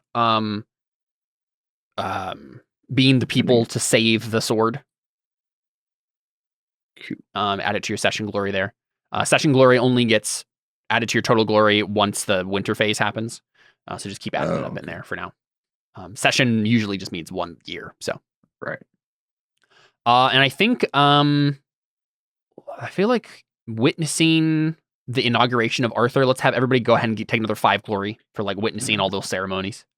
You're there. We witnessed a bunch of those, so we get 5 glory for each of them. I'll give you 10. You're right. You're correct. Right. There's a whole bunch of inauguration stuff that you got. You were also personally talked to by Arthur. Let's add another 10 glory for like being present for all of this cool King Arthur stuff. That's good. 10 on 10, so a total of 20, or I think. No, well, because I think you got 20 for. You were just saying 10 for the procession thing, right? Yes, 10 for inauguration of Arthur. 20 for saving the sword. So anyone who was there for the sword. Bruce gets an extra 5 for holding the sword. Right. And I think that should be it for everybody. I don't think anyone else had like I vote Carwin should get like 5 or 10 for being the only one to actually like take down the Picts. Yeah. That's true. Yeah, no, I'll give Carwin an extra 5 for being like the person who killed the most Picts in that whole thing. You're a beast for sure. That makes sense. I just remembered that David, during this entire time that Bruce was like doing flirting, his clothes were terrible because of the dogs. I forgot about that. Yeah, I was just wearing my armor instead. Added a sense of danger. Yeah. It's shiny. That's why Raymond was so much better. Your clothes are continuing. We're not done with the winter. We haven't gotten to winter yet. Exactly. So yeah, you haven't be tattered. I just have started wearing my armor all the time, and it's really uncomfortable. Hey, me too. Yeah, right. no reason. Same reason. Jump in the river, you're getting a little smelly there in your armor. Right. Yeah. Just swim in my armor. All right, cool. There will be plenty of chances for glory next time on the battlefield, and also plenty of chances for death. Can't wait to miss all of those. Be thinking of how you can maybe be smart in the combat. I will not hold back anymore. Right? You are all at full hit points going into this. You got some inspiration, most of you. Like, you're on your own at this point. You know the rules. Do the thing, and if you die, you die. That's what I'll say. Okay. The smartest thing I think I can do is pick spear on my next character. Yeah, stay as far away from them as you can. Yeah. All right. Well, there you go. That's been our game of Pendragon. Thanks for playing, guys, and thank you for watching. We're out.